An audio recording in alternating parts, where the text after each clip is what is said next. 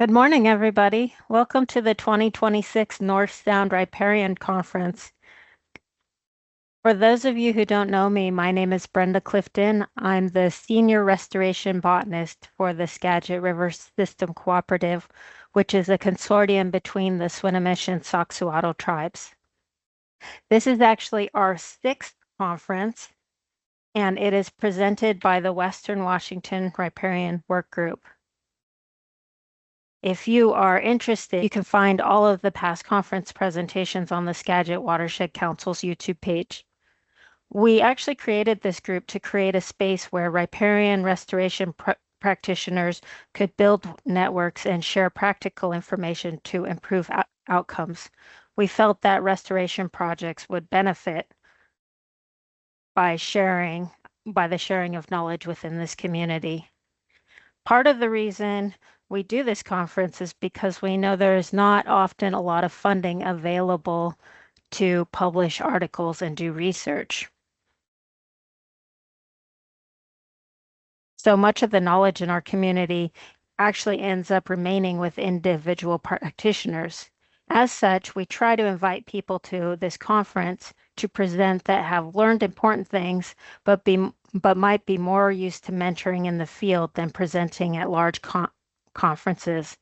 I'm especially excited for today, where the focus is the big picture and the long-term results of riparian restoration. We are going to get to hear the results of projects and practices that have been going on for up to 40 years and learn what the implementers can teach us from their experiences. I can't wait to be inspired by these older projects and see how our hard work pays off in the long run. I'd like to thank some of our funding sponsors. This conference has received funding from the Salmon Recovery Fund Board, NOAA, and the Washington Department of Ecology. Next slide, please. In addition to this conference, this annual conference, the Washington Riparian Workgroup also has a listserv where we share scientific articles, give advice, and seek information from others. There have been some great conversations on the listserv, including how to deal with beaver herbivory, what to do in sandy soils, whether mulching is worth it, to name just a few. If you are interested on being on the listserv, feel free to email me at bclifton@skagitcoop.org. Okay, let's get started. Our first speaker is John Richard Goetz III, who holds a Bachelor of Science in Forestry and a Master of Science in Plant Pathology from Washington State University. Mr. Goetz has worked in the field of natural resources management, including wildland fire responses, timber harvesting, applied research, and stream and wetland restoration since 2001. Currently, John is a member of the Research and Innovation Department, where he manages stream and wetland restoration projects for water quality permit compliance at Clean Water Services as a water resources analyst. Fun fact, during his mycological studies in graduate school, John actually discovered a new species of penicillium that has since been named after him as Penicillium goetzii. Go ahead, John. Good morning, everybody. Thank you for the introduction. If you're like me, you can't wait to get this picture off of the screen and move on to the content of the presentation. So hopefully everybody can see the title slide there. Thanks again for the opportunity to be here and share this information with you today. Greatly appreciate the invitation, and it looks like 101 participants. Nice job, everybody. So here, what we're going to talk about is, I know the title of this is about riparian restoration, but this is all applicable to whether you're working in wetlands or riparian environments. This is more of a discussion of herbicide effectiveness and some research that we've been doing at Clean Water Services in conjunction with some of our revegetation contractors and the College of Forestry at OSU. And to give you an outline here of where I'm hoping to take us, so give you we just went over an introduction of me, but I give you maybe a little bit more information in case you're interested to understand like why am I here talking about this stuff, but then also describe who Clean Water Services is and what we do, where we work, in case you haven't heard of Clean Water Services before and don't know anything about us. And then we'll launch into the why of this project, where we did it, how we did it, what the outcomes are, next steps, and then, as mentioned, we'll have time for question and answer at the end. So already went over a lot of this. Forestry and plant pathology is my educational background. I've worked as a research assistant at Washington State University, worked for the Forest Service, predominantly on the Wenatchee National Forest, stationed out of Leavenworth, the Leavenworth area. Moved from Eastern Washington all the way over to Tillamook, Oregon, took a job with the Oregon Department of Forestry. And in one weekend, it rained more in a whole year than I was used to growing up in Eastern Washington. Absolutely blew my mind, these coastal forests that we have over here. During that time of working in Tillamook, I heard about a lot of the restoration work that was going on in the Portland area and was fortunate enough to get a job with a private contractor named Ash Creek Forest Management that works here in the Portland area and beyond. And at that time, Clean Water Services was one of our biggest clients, and I was afforded an opportunity to join the CWS staff as a project manager. That was over 11 years ago now. And during the time of working at CWS, I've occupied a bunch of different positions. Like I said, now I'm in a research and innovation department and also have a affiliate, or I believe they call it a courtesy faculty post with Oregon State University and the College of Forestry. So I think some of those things are reasons why I'm here. You might be wondering, why is there a picture of a Lego guy up here? This is my Lego avatar with my "let's get some done" face on, out there stomping around, making phone calls, digging, planting, looking at soils. And this is the area where we at Clean Water Services work. So we manage 4 wastewater treatment plants. For those of you that don't know, Clean Water Services, we are a water resources management utility, and we serve over 600,000 people in Washington County, which is the county just west of the Portland area. There's some shading that's going on this map. The gray is the Tualatin River Basin. The blue is our service district. And the kind of yellow shading is the Washington County boundary. One of the things that's really unique about CWS is we have our NPDES permit is watershed wide, which allows us to work on water resource projects, either wastewater, stormwater, riparian restoration, wetlands, throughout the Tualatin River Basin. It's a unique approach that puts us in contact with all of the partner cities that are listed here, and we provide wastewater and stormwater management treatments to all of these folks out here. You might be wondering, hey, why is somebody from a wastewater utility or a water resources management utility here to talk about riparian restoration? It's a good question. We engage in and are currently managing thousands of acres and over 100 miles of streams within the Tualatin River Basin as part of meeting our water quality permit. We have issues with temperature of the water that's leaving the treatment plants in the Tualatin. The water that comes out is a little bit too warm for suitable salmonid habitat, and so we engage in a lot of riparian planting projects to shade the streams as part of a multi-pronged approach to meeting our water quality permit requirements as administered by Oregon DEQ. We could talk about that for hours and hours and hours, but I'd much rather get into more of the meat and potatoes of this. And so if you haven't seen this paper by Pollock et al., this is a paper where they discuss using beaver dam analogs in Eastern Oregon to to arrest incision in the streams that they're working in. If you're like us, you don't have to use beaver dam analogs because all you got to do is throw a few willows in the ground and the beavers show up. There's literally a city in our basin called Beaverton. So what I like about putting this up and talking about this is because it acknowledges all the complexities and the feedback loop from and back to the riparian vegetation, which is something that we can nudge in a positive direction, right? So just to direct your attention, riparian vegetation, the arrow pointing up, right? What we can go out and do, kill a bunch of blackberries, kill a bunch of reed canary grass and other introduced plants, plant a whole bunch of riparian species. What we commonly see in the Tualatin is there's a corresponding increase in the number or at least evidence of beavers.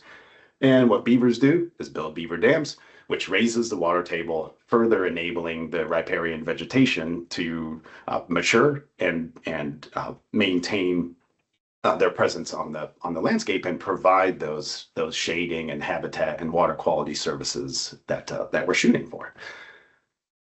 And sticking with kind of the cyclical nature of our projects, in our riparian restoration projects, a lot of time we're starting out in the upper left picture here where we have a monoculture of some introduced plant species.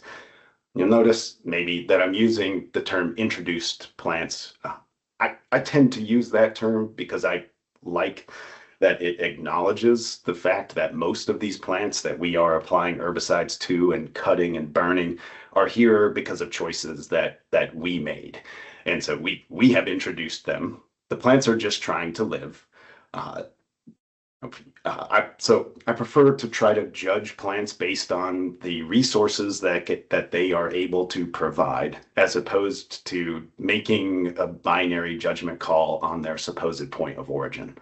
Hopefully that makes sense. So I will use the term introduced species. You can use invasive, non-native, whatever you want. But what we find a lot is we're managing monocultures to start a project. We go out with my man Rogelio here and his double chainsaws and his backpack sprayers and his jugs of herbicide, and we deploy a crew.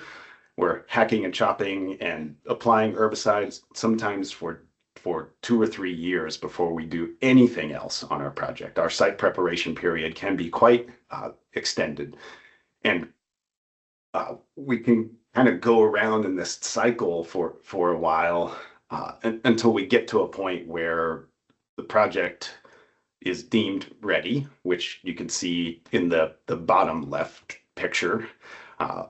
Note that there's a little strip of reed canary grass on both sides of the creek. That's because we don't apply herbicides within 3 feet of the edge of the water. And because we're managing so many acres of wetlands and things, I started thinking like, man, there's got to be ways where we can do better with, where we can enhance our treatments. It's partly because I was seeing things like this, right? So getting into the why of this, one of the things that I started this project before the IARC came out with their discussions of glyphosate and carcinogen risks to humans. And but all of these things I think apply irrespective of the outcomes of that work and subsequent publications. What we're trying to do is reduce chemicals. Just try to reduce chemical use in the environment, right?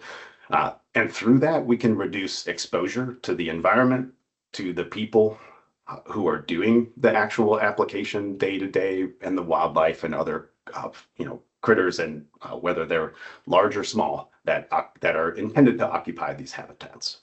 And by reducing chemical usage, reducing exposure, we're reducing costs in multiple different ways, and we can significantly reduce the amount of plastic waste that we are all generating through these riparian planting projects. If you've never been to a Wilco or another facility where you can buy herbicides, a lot of them also will take the empty bottles back, or at least they used to.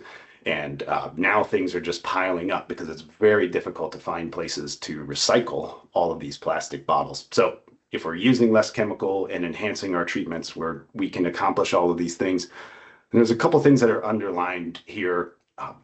that I think are really important to discuss. It's managing risks and benefits and how that relates to perception of our work, but also get into the specifics of how we went about enhancing the effectiveness of the treatments that we do on our restoration projects.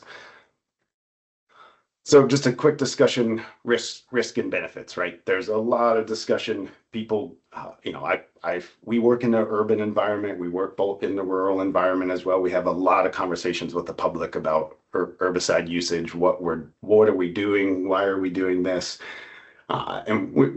These are opportunities to educate people on the tactics that we are employing and the reasons why we're engaging in these restoration activities. And one of the things that have to help people understand is that, sure, certainly, yes, there are risks to the decisions that we have made to use pesticides on our projects, but it's a two-sided coin and there's benefits on the other side. And how does that relate to perception? You think about, I think about this, and one of the things that how I chart this course would be, think about driving a car, right? The benefit to your life is high, right? You can drop off your kids, you can drive out to a mountain, you can go visit your families, get to the grocery store, all these kinds of things very quickly, efficiently.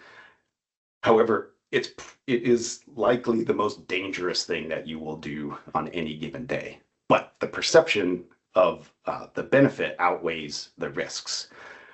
And so we have to help people understand when we're talking about herbicide usage that we're discussing and are aware of the risks and are doing our best to manage those risks towards future habitat benefits. All right, enough of that. Let's get into this. So one of the things that we are doing in our areas, we're using aquatic formulations of glyphosate for the management of canary grass in our floodplains, in our riparian forests, on our wetlands. So what you got here, a few glyphosate molecules that are floating around in a backpack, and something that happens depending upon the water that you're using. Maybe it's coming from a municipal source, maybe it's coming from a well, maybe it's coming directly out of a creek or a lake. Depends on where you're working, who you're working with, and where their water is coming from. Minerals in that water can provide what's called mineral and antagonism. Basically what that means is there's in this instance, in this example, there is free roaming calcium in the source water that you're using. And what happens is the calcium binds up the glyphosate molecules and basically deactivates them. It renders the glyphosate molecules less effective. And then you go out and you go spray some reed canary grass, and guess what? Reed canary grass on the outside and the inside also has additional free roaming calcium, and that further binds up the glyphosate molecules. So if you've ever wondered why, hey, we just came out here and we sprayed this thing, did the crew forget to put the chemical in? It's not necessarily that, but that does happen. I have done that myself. But this mineral antagonism can really have a suppressant effect on the effectiveness of herbicide applications. So how do we get around that? Well, we use chemistry. The addition of ammonium sulfate in what we refer to, or what some farmers turn me on to, and they refer to it as the kicker, really, really helps in this instance. The addition of ammonium sulfate, the sulfate binds to the calcium, and the ammonium binds to the glyphosate. So think about this as essentially the calcium molecules have been bound up and they are no longer able to deactivate the glyphosate. And ammonium basically ushers the glyphosate molecules into the plants. And it also acts as a fertilizer. So the plants are stimulated, they're absorbing more glyphosate, which meant in my mind, in theory, that if each molecule of glyphosate is being more readily absorbed by the plants, it would follow that we could use less chemical and get good results. Another way to think about this is if any of you have ever been in a snowball fight and have been the victim of or the provider of the trick where you throw a snowball up in the air and people look at that one and then you throw the other one at them. this is how I think about this when we're giving that 1-2 punch to the re-canary grass on our wetland restoration projects. Okay, dialing the microscope down a little bit further. Where did we do this work? This is a 170-acre property that we own in Hillsboro, Oregon, along Dairy Creek. It has a long history of agriculture. We are looking at this place as a location where we will use Class A recycled water as a means to restore the hydrology here for habitat restoration and as part of meeting our water quality permit requirements. What we did and how, we set up 5 replicates of 3 different concentrations, testing 6 different formulations of glyphosate with and without the kicker. We started this project right when COVID hit, so it was challenging on multiple levels. There's a table, a couple images here. The R stands for rodeo, which can't even get anymore. The number indicates the percent concentration. The C is the surfactant. In this case, we used competitor. And then the K is the kicker. And in this case, we just used granular form of a water-soluble ammonium sulfate added to the tank mix that was then applied on these very specifically laid out replicates and plots. And we used 2% glyphosate concentration as our treatment control because that's primarily what people in our area here have been using for management of re-canary grass. So more on the how. Where we started, 100% re-canary grass cover, kind of running along this this ditch that goes through the middle of our property here. We had 2 hydrologic regimes in that one area was drier than the other. We did 4 applications, 1 each in the spring and fall over the course of 2 years. And we gathered a bunch of data. We did plots on the ground, but one of the things that we wanted to do is see if we could use the drone technology that we have available to help with the calculation of the percent effectiveness of the different treatments. And so every 2 weeks, we would fly the area with a multispectral camera. We processed 27 different UAS missions. This is where the folks from OSU College of Forestry were really helpful. We were able to take the images that we gathered and classify the re-canary grass based on if it was dead, healthy, unhealthy, or if there was the presence or absence of bare ground. What you can see here is a lot of arrows and other things pointing in the directions of the imagery classification system that was developed. We have published this in case anybody is interested in seeing or utilizing this methodology. And down in the bottom here, the panel on the left that has a lot of red and orange is the raw imagery data from our multispectral camera. The image on the right, my right, that has more green and a deeper red color is the classified image. And then we were able to use that image to calculate the percent cover of re-canary grass that's either dead, healthy, unhealthy, and the presence of absence or bare ground. And that's part of how we did the data analysis. Okay, so let's talk about re-canary grass cover. Something to note just real quick is, again, concentrations across the bottom. The numbers indicate the percent concentration of the glyphosate used, and the K is with or without the kicker. Something to note, the ammonium sulfate, right? If you'll recall previously, I said ammonium sulfate works as a fertilizer. So if you look at each of the bars that say plus K, they're all higher where we used the kicker because the plants were stimulated to grow. Just find that an interesting thing. However, the other thing that's probably not a surprise, and it's why we've been using 2%, is that netted the lowest re-canary grass cover in our study based on the drone flights and the analysis and the on-the-ground plots. But however, there's only a 5% cover, more or less 5% cover difference between using 2% and the other concentrations. So what does that mean? Well, there was no statistically significant cover difference based on the images or the plots across all of the treatments, right? So what does that mean?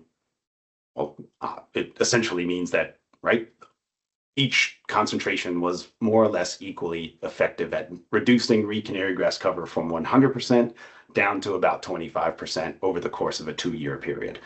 There was no difference in the hydrology, and this is what we're seeing as the cover. However, the plot thickens when you start to look at glyphosate consumption. Not surprisingly, the 2% concentration of glyphosate consumed the most chemical at 363 ounces over the course of the 4 treatments in the 2-year period of time, and the 0.5% with the kicker only used 113 ounces across the same 4 treatments over 2 years. And why I find that to be significant is because it's helping us reach these goals and answer the questions or test the hypothesis. Like, can we use less chemical and still get good outcomes on the ground by the inclusion of ammonium sulfate as a kicker?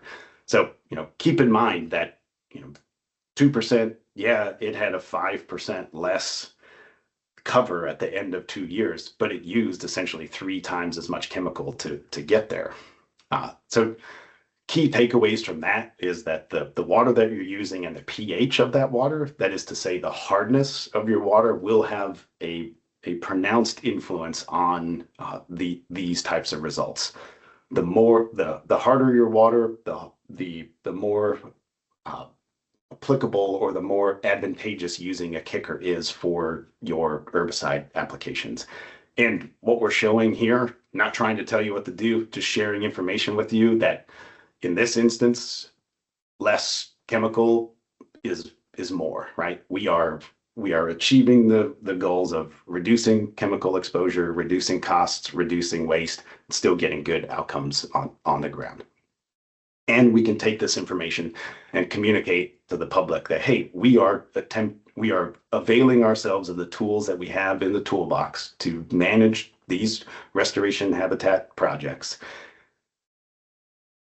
and being the best stewards that we can, right? So next steps, we're working on a publication of the results here. I would like to do some additional trials and push that concentration of glyphosate down even lower, especially in instances where we have mixed species, where we might have some sedges and rushes mixed with the canary grass, or some spirea and swamp rose and willows. Can we go down another notch with the glyphosate concentrations to do herbicide applications in those areas where we have mixed species without having negative results or a negative impact to the sedges, rushes, and woody plants that are on the site? If I was to do this again, I would do a lot more water sampling, specifically the sampling more in depth the pH and the other constituents of the application water that we would use. Very simple stuff to do. Just to look back to think of like what would I do differently. I'm really interested in how soils influence these results. So there's work to do there. And how do we incorporate these for those of you that might be doing some prairie management or working with fire or have an interest in biochar? How can we incorporate all of these things together to create a situation where in the soils we are not only managing the plants, the monocultures, the non-native plants that are growing there, but we are doing so in a means where we're also managing the microbiological communities and the physical properties of the soils to nudge our projects in a direction that are suitable for the introduction of a diverse native plant community that can also help us reduce reliance on chemical usage for weed management, let's say. So quick thanks. I already mentioned a lot of these folks, but hey, it bears repeating. This would not have happened without all of the participation of all of these folks here. And with that, if there's time for questions. Hi, my name's Rebecca, and I'm going to be helping with the question and answer session. So we have some question and answer. As a reminder, we have a question and answer area that you can enter your questions. So I'll go ahead and start with the ones that we've received thus far. First of all, how are you able to get basin-wide NPDES permits? That is a great question. We could do a whole, hour-long plus chat on that. This was a visionary approach that was implemented years and years ago to consolidate water management and wastewater treatment, in particular in the Tualatin Basin, under the guise of one organization, instead of having a lot of what we had was multiple water treatment plants throughout the Tualatin Basin. So there was a lot of people involved: DEQ, EPA, every other governmental acronym that you can think of, I'm sure, as well as a lot of nonprofit and environmental organizations, all came together and developed this proposal to have a watershed-wide based permit. A lot of it's based on we're all connected by water. We have to have as much flexibility as possible to manage and improve water quality throughout the basin. I'm dramatically simplifying this, but if you want some more specifics, like send me an email. I can get you in touch with the people who are more closely involved with those types of discussions. Thank you. Next, we have a question about how toxic ammonium sulfate is. This always comes up. What is is that a statement or is that a question? How toxic is ammonium sulfate? Okay, yeah. Well, I mean, it depends on to who and what and where, right? The whole point of this is to reduce the usage of glyphosate, and the use of a fertilizer can help us use less chemical. That's reducing the use of those chemicals to the workers that are day in and day out exposed to these things. That was one of the primary objectives here: reduce chemical use and exposure. I would argue that plastic bottles, the amount of waste that we're all generating, the use of 2% or more glyphosate on projects is doing more harm than using a little bit of ammonium sulfate to increase your treatment effectiveness and reduce worker exposure. What happens to ammonium sulfate, I think, may be a more interesting question in the environment. It breaks down in the soil through it becomes a source of nitrogen and sulfur for plants, for microbes. If you have alkaline soils, it can help to manage the pH in your soils, but it degrades in the environment. So if you're concerned about glyphosate usage, I would encourage you to focus on reducing chemical usage in that regard. That's the beginning of the answer to that question. There's a lot to discuss there. Okay, thank you. Yep. Did you see any difference with the kicker during the driest times of the year when excessive nitrogen might burn the plants? So we definitely were not applying enough of the ammonium sulfate to be in the column of excessive nitrogen use. So we would do a treatment in the spring, like April, May, June, when once the water was gone and we were able to effectively access these projects, and then a follow-up treatment in following the green up in September, October timeframe. And you see some interesting things. The plants will turn green and they'll be robust and start growing, and then they just crash and die. So you can tell that the ammonium sulfate is helping in that means of ushering the glyphosate molecules directly into the plants where they're readily absorbed. Okay. I think we have one more question, maybe a few more. I'll look around. Cool. Was the same amount of ammonium sulfate used in each trial, and how much was used? Yes, same amount used. If I recall, I'd have to go back to verify. I'd have to go back to the study design to verify. But I believe we were using 8 ounces. Oh gosh, this was 6 years ago when I wrote the study design, but I believe it was something in the neighborhood of like 4 to 8 ounces of a granular form of ammonium sulfate, water soluble granular form in a 3 to 5 gallon backpack. I need to double check that number, but that's what I recall using. Okay.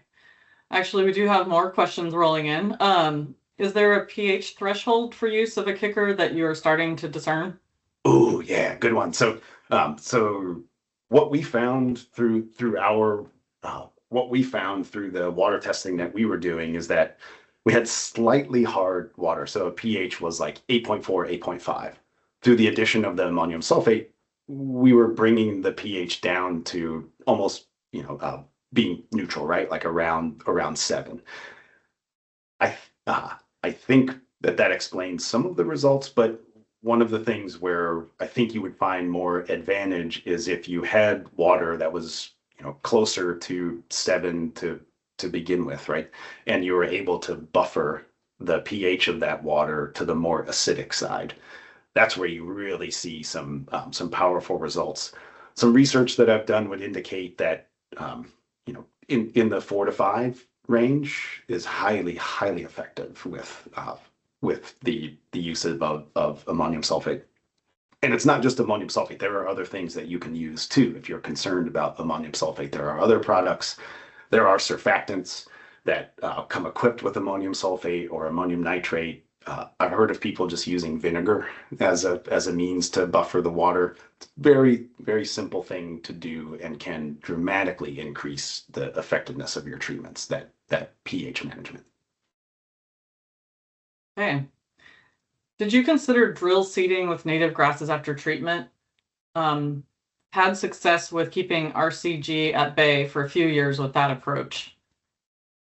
Yeah, so this particular area, not on this particular area, right? It gets very, very wet. And so what I've done with the seeding out there is more of a broadcast approach, not using a drill because it's more sedges and rushes, and the seeds are better left on the soil surface for their growth and establishment. However, I tolerate reed canary grass as part of the plant communities. I'm not recommending, and I don't take an eradicative approach because it's virtually practically unachievable to eradicate reed canary grass.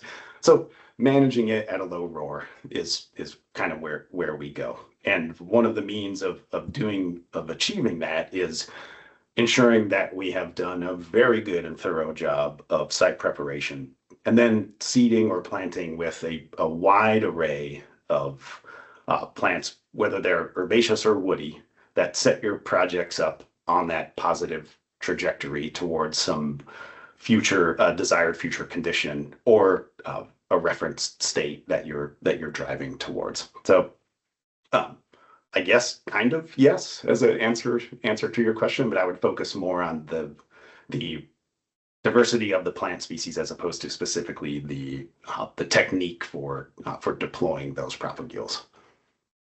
Okay. This one is a two-part. There's a question and a comment. The question is ammonium sulfate aquatically rated?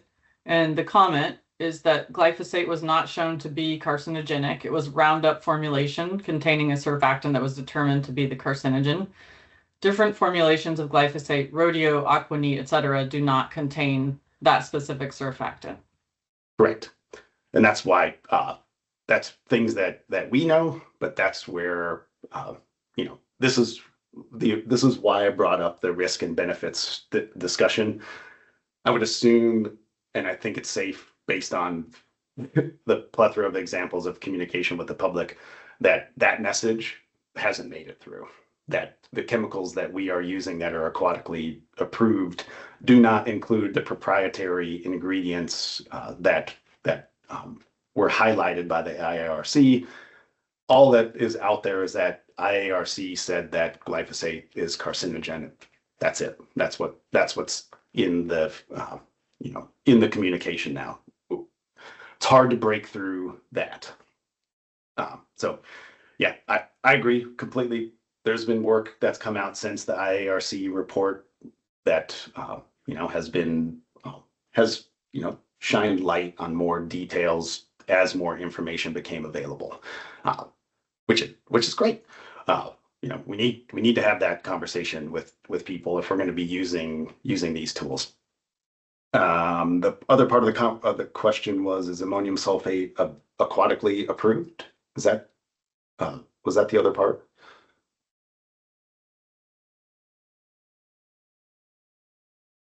You're muted again. Yes, yes, I believe that was the other part Awesome. of that question, although I have archived that question, so I'm not looking at it right this second. But Okay, yeah. I think that's what it was. So I'd have to go. I believe because we were buying a granular form, it's marketed as a fertilizer. I would have to go back and look at the label to specifically see if that particular product that we were using is aquatically labeled. Okay. Do you always use glyphosate or ever imazapyr for reed canary grass control? Yes. So I didn't mention it, but in this project, sorry to flip through all of this. There's all these little colored plots. These represent each of the different treatments, and with and without the kicker. One of the things that we did along this side of the ditch is we tried a whole bunch of different concentrations of imazapyr, but just a very few and small number of plots. I didn't mention it because I made that mistake once in a presentation about this previously, and nobody wanted to talk about glyphosate and everybody wanted to talk about imazapyr. So I didn't mention it, but since it's brought up, imazapyr is a hell of a tool. It can be incredibly powerful at managing reed canary grass, but can also be detrimental depending upon the timing of your plans and planting for your projects. So yes, imazapyr can reduce the number of treatments, but it can have detrimental impact from what I've seen firsthand, it can have detrimental impacts to the plants that you put in the ground. That being said, I've used imazapyr for the first treatment in a site preparation plan and window, but only as the first treatment, because of that sort of residual effect can hang around and can have a negative or depressant effect on the plants that you put in the ground. So it's a very powerful tool, highly effective at the initial onset of a site preparation plan, and you can get aquatically formulation versions of imazapyr. A similar question: have you experimented with clethodim? I'm not sure I'm pronouncing that correctly. In reed canary grass infestations where favorable species are present. Yes, we have really interesting results. Timing with that chemical. Clethodim, for those that don't know, is a grass selective pesticide. Can work very well, but similar to a lot of other pesticides, timing is everything when you're using grass selectives. Earlier in the year, I have found those grass selective treatments to be much more effective, and they're great when you have mixed sedges and rushes, or you've probably all seen it where you're trying to manage reed canary grass, but it's like tangled with a bunch of swamp rose and spirea and willows and other things. If you're using the clethodim and you got the right time of year, you can just jam the wand in there and treat the reed canary grass that's mixed with the other plants, and it works. It can work. Part of our problem, and it's not a commonly used technique, is that there's often so much water on our projects where we're managing reed canary grass, and so we tend to go with the aquatic formulations of glyphosate for those management situations. which is why I would like to get to the point of being able, testing those lower concentrations, like down to, does 0.25 get us the same results when compared to the use of clethodim? Okay, thanks. It's 10 o'clock and it's time to get started with our next presentation. Our next speaker is Scott Morris. Scott is the water quality coordinator for the Soxhuatl Indian tribe, where he's worked since 2006. Since 2011, he has managed the tribe's Puget Sound Tribal Implementation Grants, which fund a variety of riparian restoration priorities, including partnering with the Skagit Coordinated Weed Management Area, the working group to eradicate invasive knotweed. He has served as a Soxhuatl representative on the Skagit Watershed Council's lead entity Citizens Committee since 2020, as well as one of 3 Soxhuatl representatives on the board of directors for the Skagit River Systems Cooperative since 2019. Okay, thank you. And just a reminder to Megan or whoever is controlling things that I'm hoping you all will advance my slides based on our, so yeah, as Rebecca said, my name's Scott Morris, and I've worked with Soxhuatl since 2006, and we started actively participating around 2009 with the Skagit Coordinated Weed Management Area Working Group, and more actively in 2011 when we got some funding through some of the Puget Sound Partnership funding that came a variety of ways, including to area tribes. And if you want to advance to the next slide, and I might toggle myself off just to make the maps pop a little more. So this just shows the Skagit watershed and the entire area that we work in. We started mostly in the Sauk River, which is the main tributary for the Skagit. And then since around 2018, we were able to turn the corner at Rockport and work downstream on the middle reach of the Skagit River. And some of our partners were working on the upper Skagit and continue to do so. So I just wanted to give sort of an overall picture there.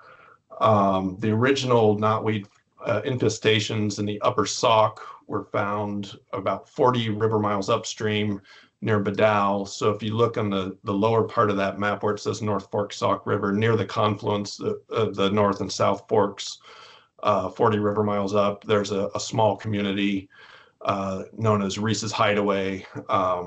And that's most likely where the knotweed was sort of carried into the watershed around 2002. And since then, it has spread all the way downstream to the Skagit River estuary. There's anecdotal, when I talk to people talk about playing in the bamboo. So maybe knotweed was here even before then, but as far as it's sort of becoming a problem in the floodplain, 2002 is sort of our moment. So if you want to advance to the next slide, we're going to look at the confluence of the North Fork and Sauk, the North and South Forks at Bedell there. You can see where the white chuck comes in, at the top part of the screen. The lower part of the screen is this small community called Bedell. And that's where there's that Reese's Hideaway, and there were a number of knotweed infestations that were found in 2002. At that time, Nature Conservancy was the lead organization really trying to get a handle on this before it got out of control.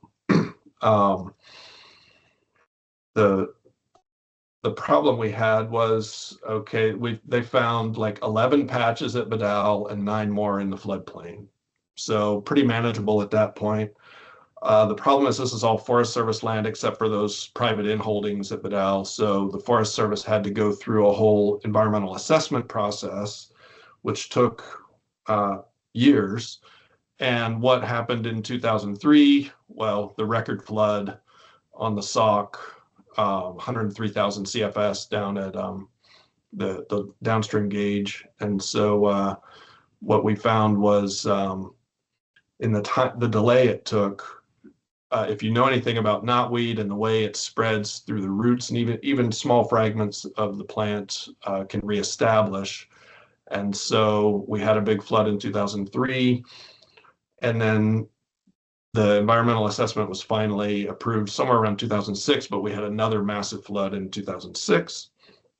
And so by the time we got to actually being able to put herbicide in the system, well, I should say specifically on these plants, of course, we went from 20 plants to about 208 patches in the same reach, just between Bedell and Whitechuck. So in those 3 years, things really blew up on us, and it's been a real difficult thing to get a handle on.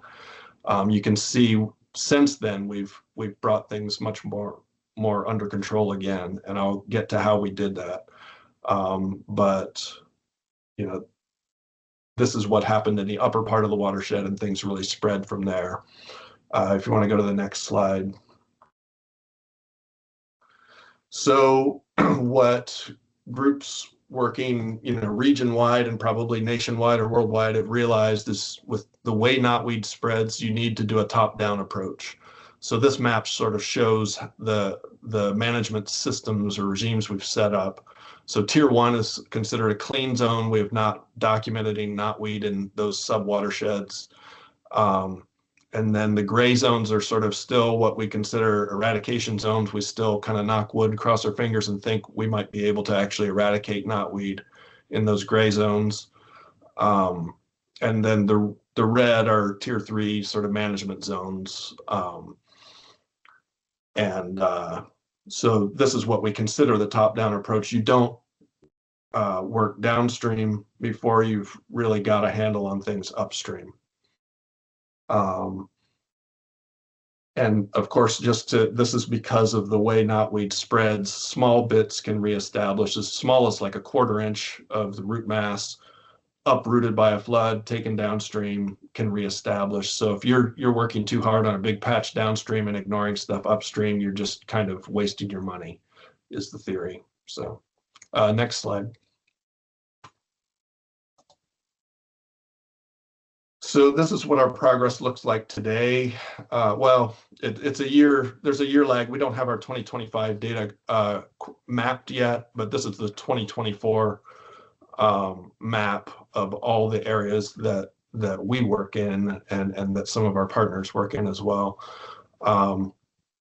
So the main takeaway is that all the orange squares represent old patches that had not resprouted, while green circles and blue diamonds represent new patches or old patches that resprouted, either of which needed treatment with herbicide. So in other words, the upper watershed has really reached a management point on the Sauk and upper Skagit that in 2018 allowed us to push farther downstream from the Sauk-Skagit confluence down into the middle reach of the Skagit River. So you see where the Baker comes in and all the way down almost to Cedar-Woolley. We're down near Hamilton these days. So those green patches represent, new patches that were sprayed in 2024. And then some of the orange ones are where we've made progress, essentially old patches that have not resprouted. And let's see. So within this overall picture, I want to set up for the next slide. We're going to focus on that Sauk-Skagit confluence because you can see there's a whole bunch of old knotweed that area was causing us a real problem. It was a real knotweed incubator.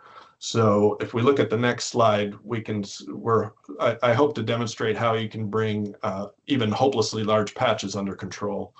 So this map shows from 2013.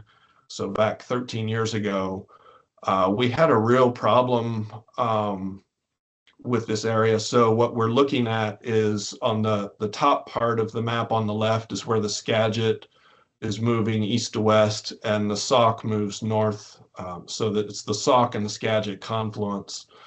And these are the lower 4 river miles of the Sauk River.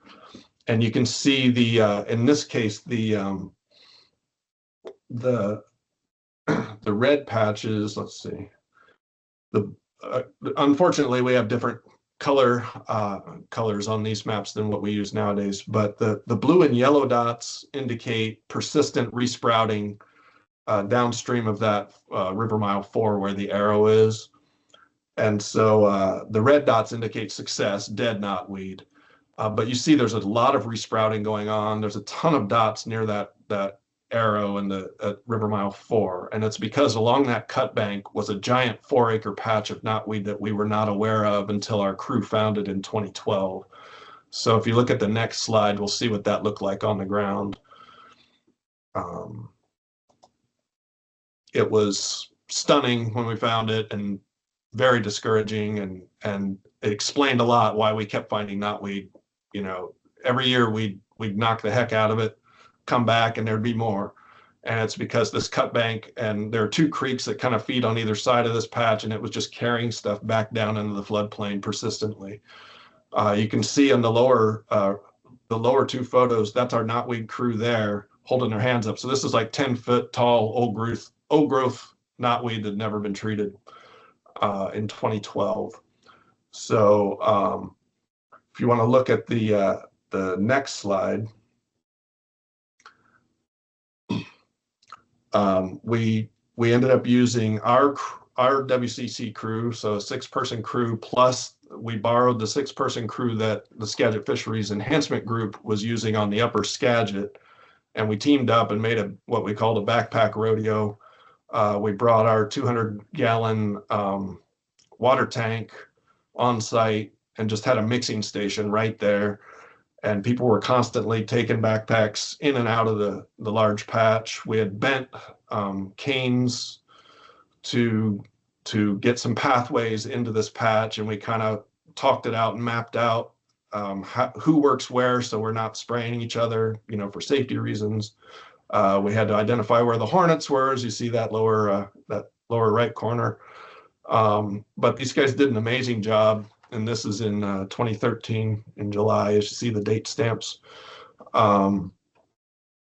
One of the interesting observations is that knotweed seemed to be growing mostly in and around old stumps. So this was a private parcel that they had clear cut and then kind of abandoned, and something about the way the nitrogen was fixing or something that the knotweed really liked growing out of those old alder stumps.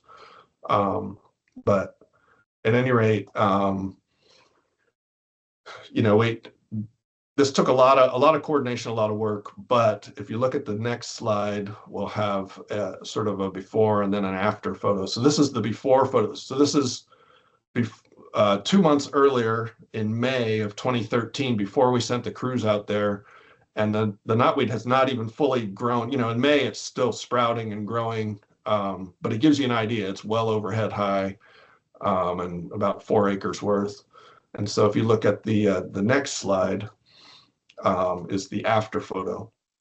So a year later, also in May 2014, from the same spot, you see a tiny bit of resprouting at that one stump there down near the date stamp, but we knocked the heck out of it. There was talk in the previous presentation about imazapyr and glyphosate. We used mostly imazapyr, although when we did our calculations, we ended up using glyphosate on sort of the edges, just because I think we had maxed out what we could actually apply for imazapyr on a site. So we ended up doing mostly imazapyr in the heart of the patch, and then along the edges we used glyphosate. And let's see, so that's the after photo. Next slide. So this is what progress looks like now, and the color scheme. So this is, you know, more than a decade later. Instead of 100+ knotweed, you know, live viable knotweed patches that we had to spray, we've reduced those numbers to about 10 to 30 in recent years. You can kind of see what 2021, that lower on the right, the graph where it says section 6, new and old patches sprayed by year.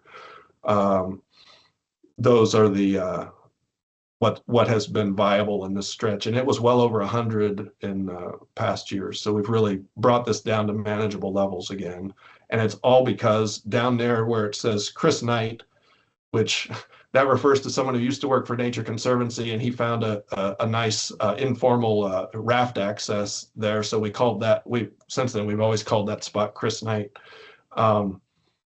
But this section, that's where that 4-acre patch was, and by bringing that under control and getting land ownership, land permission, I should say, there were a couple of holdout landowners that wouldn't let us in. Once we got in there, we were able to really cut off the incubator, so to speak, and now, you know, it's really a lot less knotweed in that reach.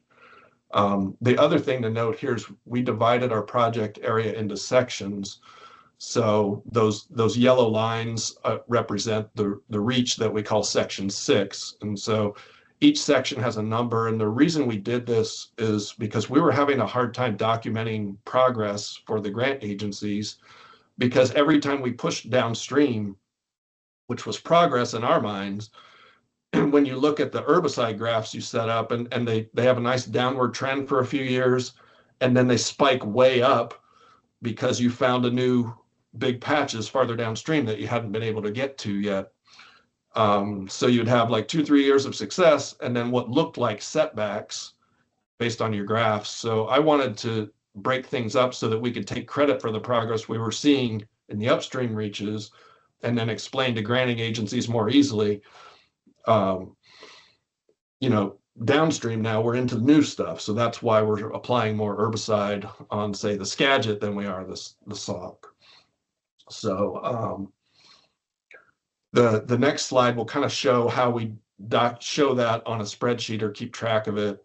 If you want to advance to the next slide, you don't need to look at all the details. The point is, you can see the river sections there, those numbers, what river miles those represent, and then we have a way to break those statistics up so that we can explain that on the whole, our trend is quite encouraging, even though, you know, if we were to lump all those numbers into one big number like we used to do, the graphs would be just so confusing and hard to really demonstrate to people. So this was our attempt at getting to that.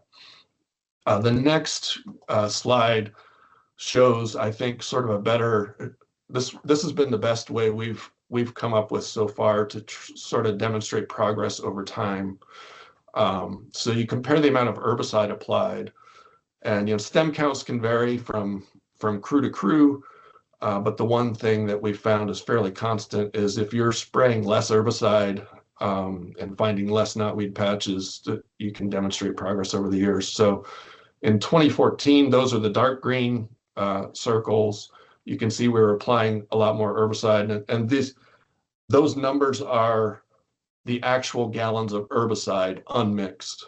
You know, the unmixed or the mixed amounts would be higher, but if you get down to the actual amount of herbicide, because we're using what, a 1% with imazapyr or 5% with glyphosate,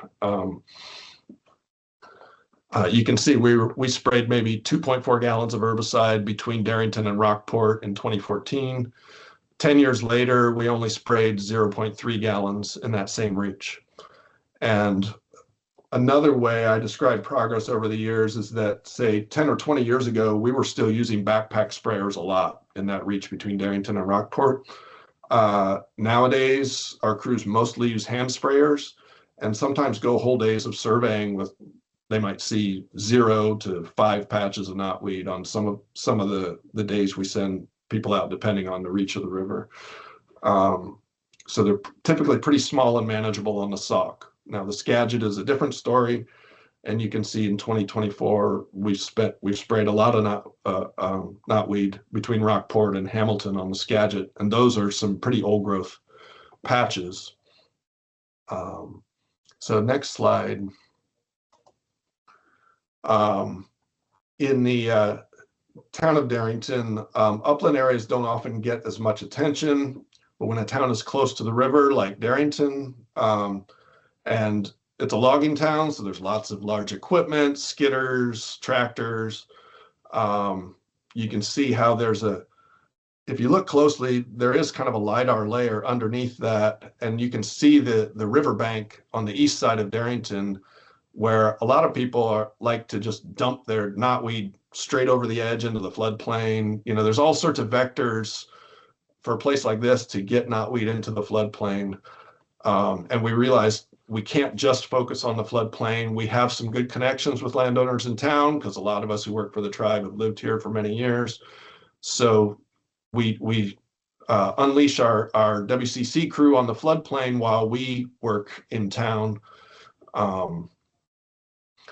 And it's been important to kind of get a handle on that, so that stuff isn't also repopulating the floodplain.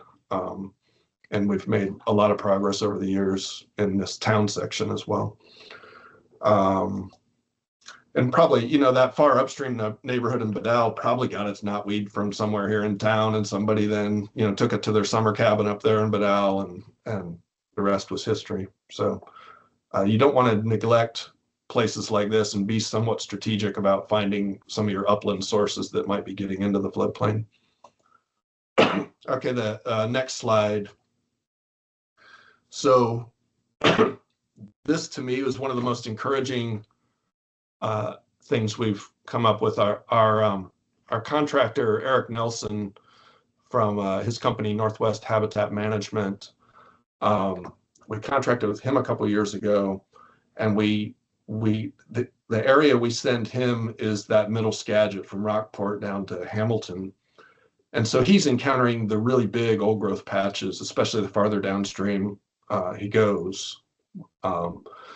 And it just dawned on him one day, because he had worked with Brenda Clifton, who, you know, with SRSC, who is one of the organizers of this conference every year, and this the riparian group in general.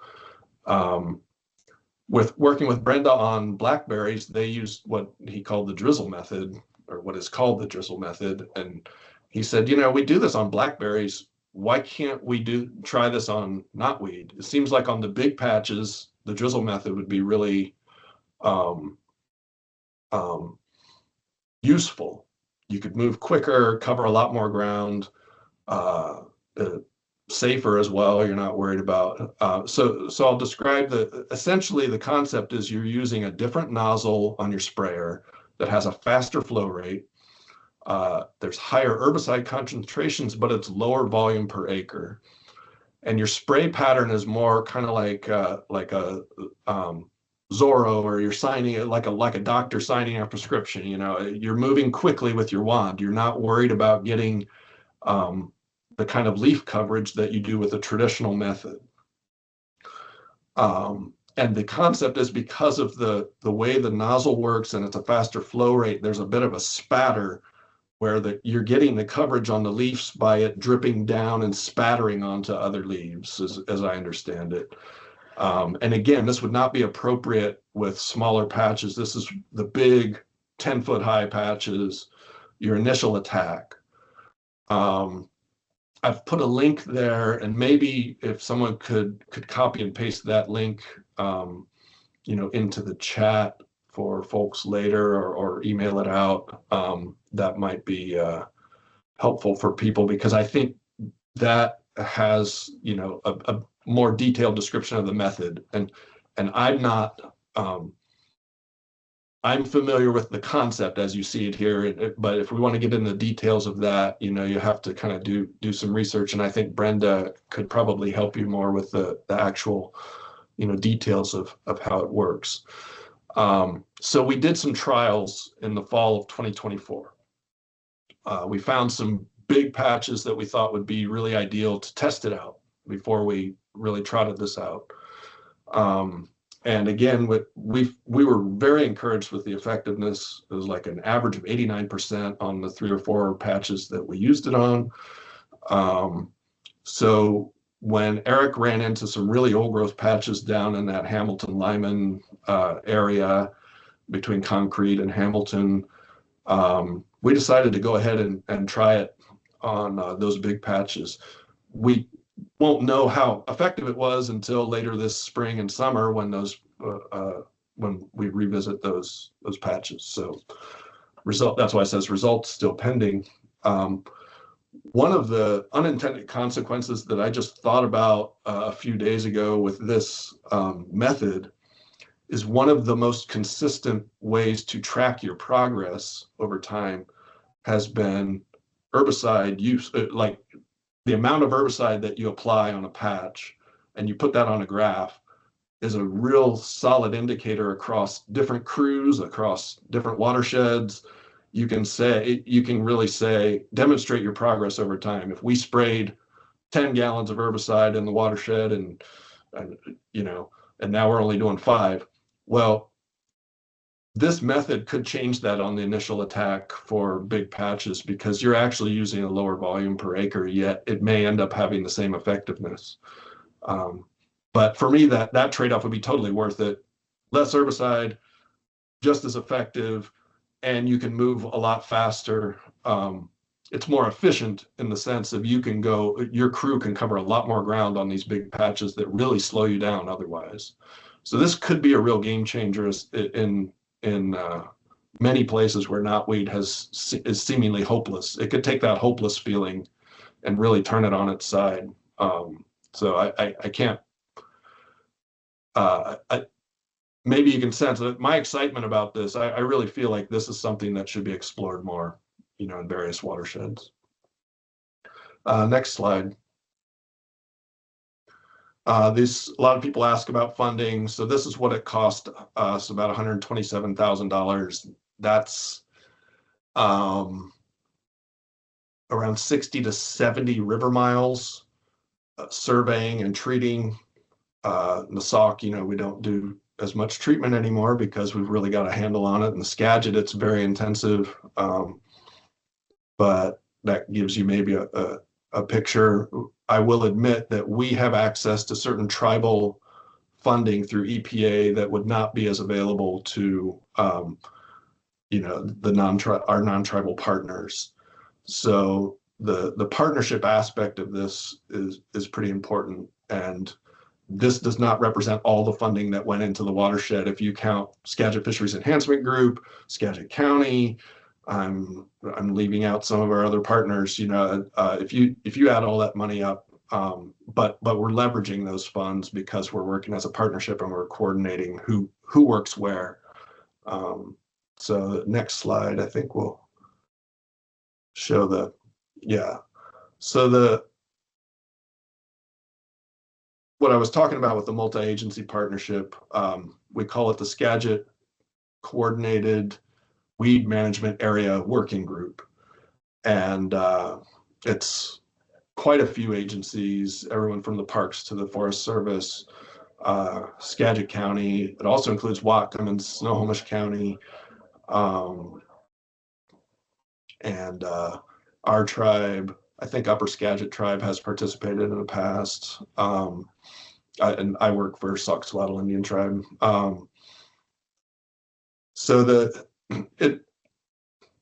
Because of the top-down approach, you almost have to work in partnerships unless, I don't know how else you would do it. The top-down approach with knotweed is key.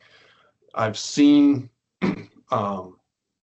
areas where they do it more just following the big patches and they hopscotch up and down, and it's just wasting time.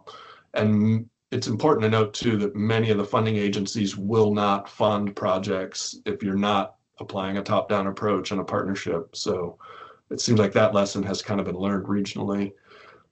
Jump on it as early as you can. As we found in Badal, the stall that it took to get through the Forest Service paperwork for the environmental assessment lost us a lot of valuable time that we maybe could have squelched this stuff a lot sooner, in the upper reach at least. I guess my big takeaway from our experience is don't get discouraged. It's very easy to get discouraged with knotweed because it's like the kudzu of the Northwest. It takes over the world. We had a house that we called the Jumanji house in Darrington because you couldn't find a house. The knotweed had completely hidden this one-story house. And it took us years to get, the landowner was absentee in Kirkland somewhere, and we finally found him and said, hey, can we deal with this for you? And so the Jumanji house is now visible again. glad to report. But large patches can be brought under control, and it just takes time. So think in the long term. Once you get in this game, you can't really get out. Like the CIA or the mafia, you're stuck. But having said that, like when I go through the sock and we can hardly find, like I have whole days where our crews are getting bored because they getting antsy. They feel like they're missing stuff. They're not. There's not as much knotweed up here. And then I go to other watersheds where it's kind of gotten out of control, and it seems hopeless, but it's not. You just got to really, rally together. So let's see, what's the next slide? Yeah, that's the end. If I missed any of our partnering organizations, I apologize, and let me know, and I'll get your logo on here as well. But this shows most of these organizations are active members or funders of the Skagit Coordinated Weed Management Area Working Group. So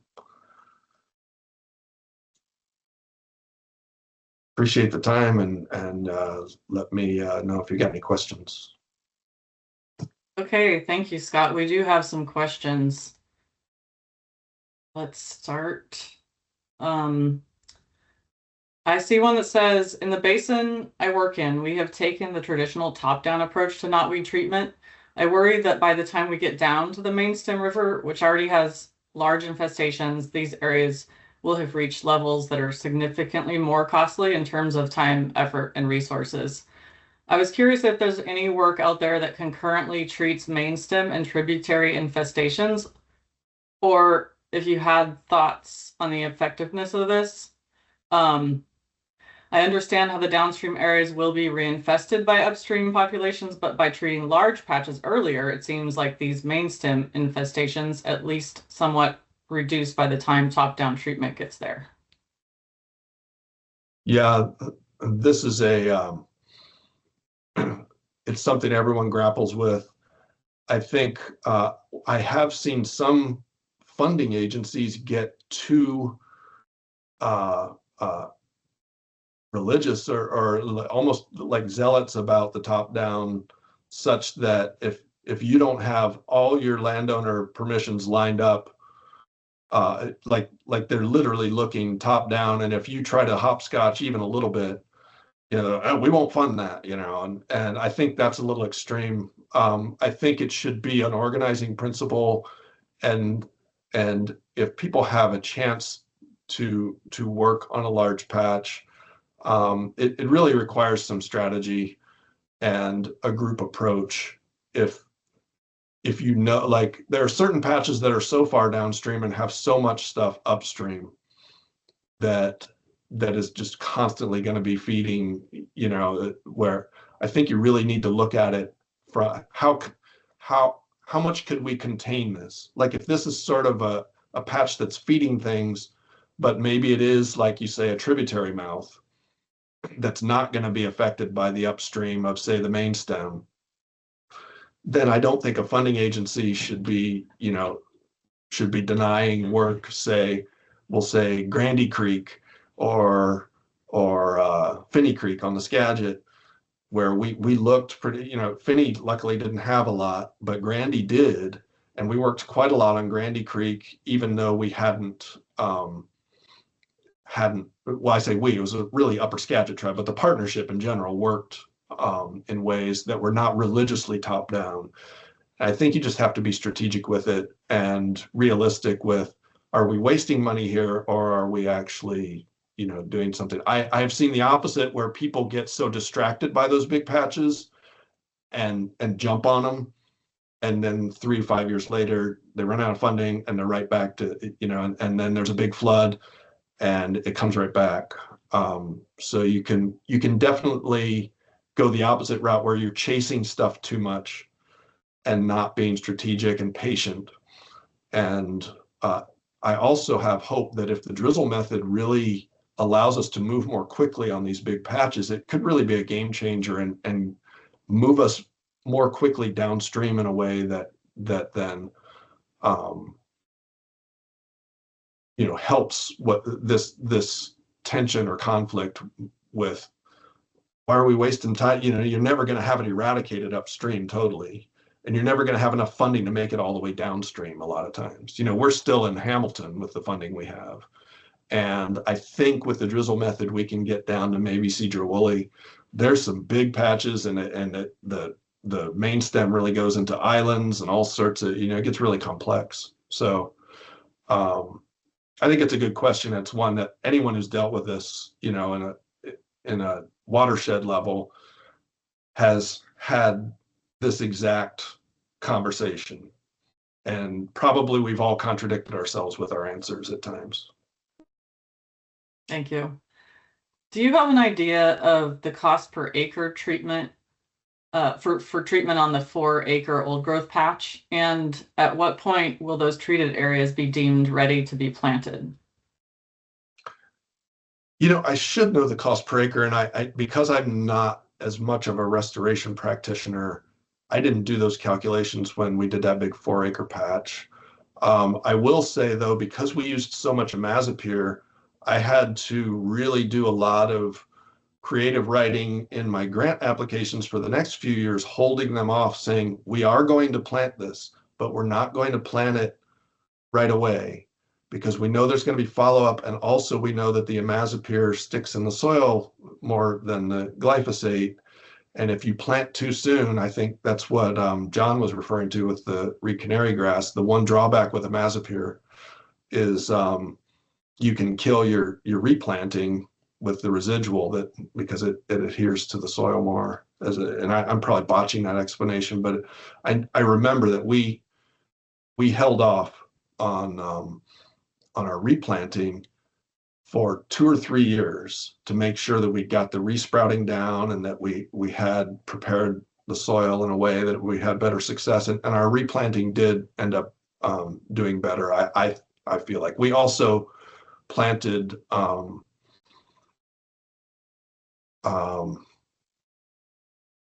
what do you call it? Whole plants instead of like we did a fall planting, and we didn't do spring where you just like putting seedlings in. You know, we actually had rooted plants that we felt would hold up better. So we invested some money in the replanting on that particular site. But there's a lot of people here that would understand replanting better than I do. And I wish I had a per acre. I don't, I'm sorry. Okay. What is the potential economic damage of not doing anything? Please explain the why we are spending so much time on knotweed. I think I can explain it more from a fishery standpoint. And I know that at times when I first got into this, I was a little bit puzzled as to why this didn't gain more traction in sort of the fishery end of the world. It seemed a no-brainer to me that the way this works is you're choking out a lot of the little cedars. If you look at any, man, go up to the Lummi Reservation or like the Skycoma, some of these places where it's just really gotten out of hand. What's the next generation of large woody debris going to be in the riparian zone? And so that to me is the why. Like if you see places where knotweed is taken over, you're not going to get any kind of regeneration along the edges of these riparian zones. It also leads to more erosion because the roots are not great. But that, you know, and the tribe's interest is mostly fisheries, so that's where we've kind of come in on this. Okay. And we have a question and a response about adding the link to the drizzle method, so that should be available for people to see. Next question is, do you see an end, or is this something you'll always be dealing with? I think it's something I'll always be dealing with. I do think that in the upper part of the watershed, we could get to an eradication. We're really close to eradicating this in certain places, and a lot of it has to do with getting in that neighborhood in Badal. It's just these watersheds are so big. There's always just a little patch here and there. It's like the blackberries in my my neighbors that keep coming over to my part of the, you know, the woods and behind my house. I mean, I think it is we're always going to be in it to some degree. Okay, that's all the questions I see at the moment. Although I heard from after the last speaker that I missed one. It didn't come across until later. So if that does happen, those should be answered in the Q&A John answered a couple of those in the Q&A itself. I see a couple more, Rebecca. You see more? There's two more. Okay. Yeah. There's oh, yep, they're showing up. Yeah. Yeah. Yeah, it seems like there must be a delay or something. So have you found an average number of years it takes before a patch is declared eradicated, or is it highly variable? If funding were not an issue, how long do you plan to survey an area with 0 detections? Right. So 3 years is often that's kind of I mean, it really depends on the patch, but I think on average, it seems like 3 years, if you go to that same spot, like the first year, you knock it way back. The second year, you find whatever kind of resprout it is, you hit it again. And that third year often is when you see just totally dead canes and nothing there. Unfortunately, with this plant, sometimes you come back in year 4 and there's a little bit again, but now you're hitting it with a hand sprayer instead of a backpack sprayer, and it's not every plant that does that. But I even in places where we have it pretty managed, I tend to see like almost an every other year pattern where there's 1 year we've got it choked down to 8 or 10 patches. The next year it'll be 18 or 20, and I think it's just because there's a little bit the stuff is like Terminator. It sits in the roots, and there's just a little bit that's not dead, and it'll come back up, and you hit it again. But you know, there are definitely patches that we have declared dead. And if funding were not an issue, is the second part of the question. How long do you plan to survey an area with 0 detections? I mean, what we do is we're sending our crew top down, and because we're still finding enough, we're sending them. It is probably less effective by acre, you know, as far as sending a crew where they're only finding 1 to 5 patches on a whole reach, you know, in a whole day's worth of surveying, a crew of 6. That's a lot. But we've also found I've been nervous to do sort of the every other year in the upper watershed because of how quickly it goes. We've talked about doing that. Are we at a point where we could just do every other year in places like that where we're in single digits? And maybe when you're really looking at funding, maybe that's the next step where you do every other year. But the way it resprouts, I wouldn't do 2 years off. It's just so much easier to deal with when it's small and hand sprayers, and you're fanning your crew out, and you know, you're not having to mix up a huge backpack. You're just one hand sprayer and pass it between the crew when you find some. That's kind of where we're at with the SOC. So it's encouraging in that sense, but unfortunately we're spending money every year and still doing, you know, places that don't have nearly as much knotweed as they used to. Okay, I think we have time for one more question.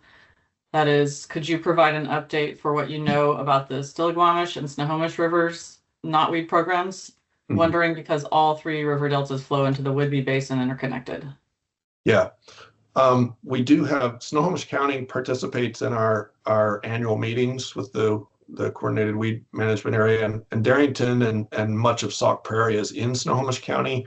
So we've worked with Geraldine Saw, and before her, you know, Sonny Gorman. In fact, Sonny was in one of those pictures in my presentations.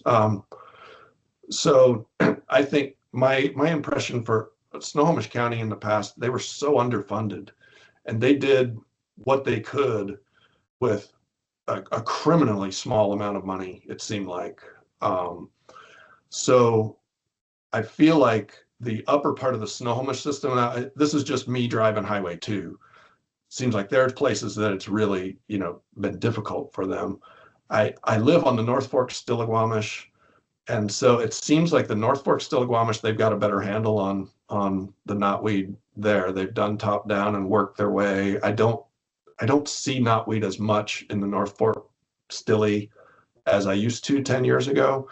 But this is more anecdotal and, based on sort of looking at their presentations, at these annual meetings, but I have not really been plugged into what they're doing as much. But I know with what they have, they've gotten better at tapping into WCC crews and some of the DNR crews, bang for the buck, so you can put the labor out on the gravel bars. So. Okay, thank you. Welcome back, everybody. I hope you had a good break. Our next presentation is going to be a shared presenter between 3 people. So I will introduce the first speaker, CK Idem. CK grew up in Western Washington, and his grandparents went to Mount Vernon High School. He got a degree in natural resources from the Western Washington University School of Environmental Science, and then gained experience working for regional fisheries groups, including Adopt a Stream. CK has worked for Ducks Unlimited for 11 years, where he is a restoration practitioner for migratory waterfowl. This includes agricultural drainage projects and tidal marsh restoration. CK loves to hike with his family and go backpacking. Sorry. Hey, good afternoon, everybody. I'm going to start off the presentation and then introduce the other speakers. And our talk today is about Trumpeter Creek, which is a stream just outside of Mount Vernon. And we're framing it as rock soup, which is a very old story. It's told in many places, sometimes called stone soup. There's a lot of small differences, but the story basically goes like this. A group of hungry strangers arrive in a new place. They build a fire, fill a pot with water, place the pot on a fire, add a rock, and start to carefully stir. People come to find out what they're doing. Every time somebody asks, the strangers offer to share their feast when the rock soup is ready. The strangers then say that the feast would be better if the people brought something to add to the soup. Someone brings a carrot, someone brings a potato, an onion, some salt. Everyone brings a little, and soon they have soup to share. The story teaches that cooperation, generosity, and community action can transform scarcity into abundance.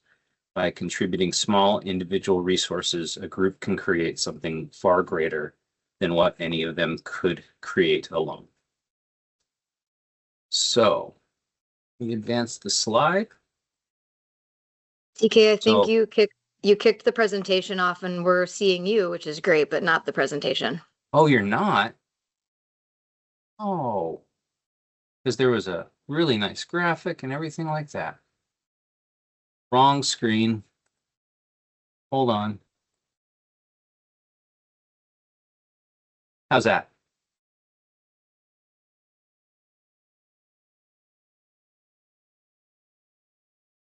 That's it, CK. Perfect. We can see it now. Perfect. Okay. So we'll go back one just so you can see it, and then we'll move on. There's our nice little picture. And then like to introduce Emily.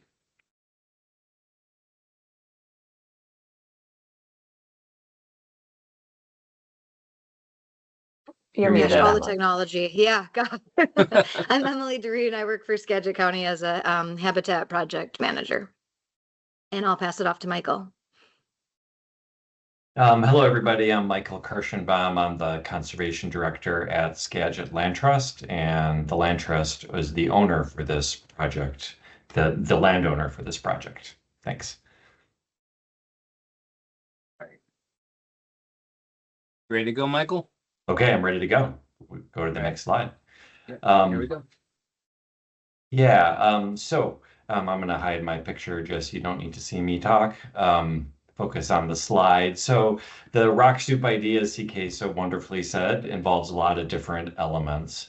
And the first thing we needed in thinking about do we have the ingredients to put this rock soup together was the location, of course. So if we go to the next slide. Yep, and keep on going. Okay, so the geographic context for this project and what we're going to talk about is in Western Skagit County. The property owned by the Land Trust is shown in green there, and we'll zoom in a little bit further. What I want to highlight from this is its location just south of the Skagit River. It is east of Mount Vernon, a couple of miles, really on the edge of town, but east of downtown Mount Vernon. And it is at the kind of interface of dense residential housing, working agricultural land, working forest land, and a lot of infrastructure.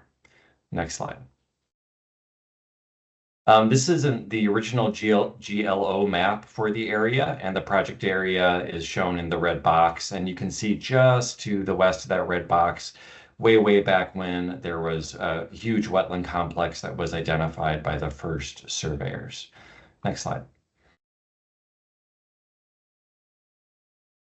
Okay, so zooming in on that green polygon is the Barney Lake Conservation Area. It's a 375-acre property owned by the Land Trust. It's our largest single conservation area. In a second, we'll zoom further in on the red box. That's the actual project site. But just wanted to stay on this for a second to show everyone how hydrologically dynamic and complex this site is. The shaded polygon is the 100-year floodplain of the Skagit River. So you can see that even though Barney Lake and the project site is not on the Skagit backs up during flood events. And this serves as kind of a high water flood storage basin as part of the Skagit floodplain.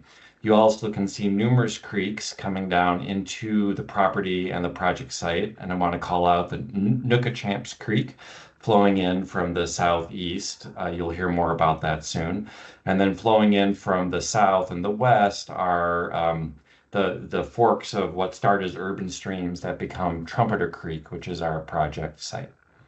Next slide. So this is the pre-construction project site. This area was taken around 2014, 2015. You can see that kind of mix of land uses around. Trumpeter Creek at the time of this picture was a ditched feature that had been ditched, probably 80 years before for agricultural purposes. You can make out that faint line of the ditch.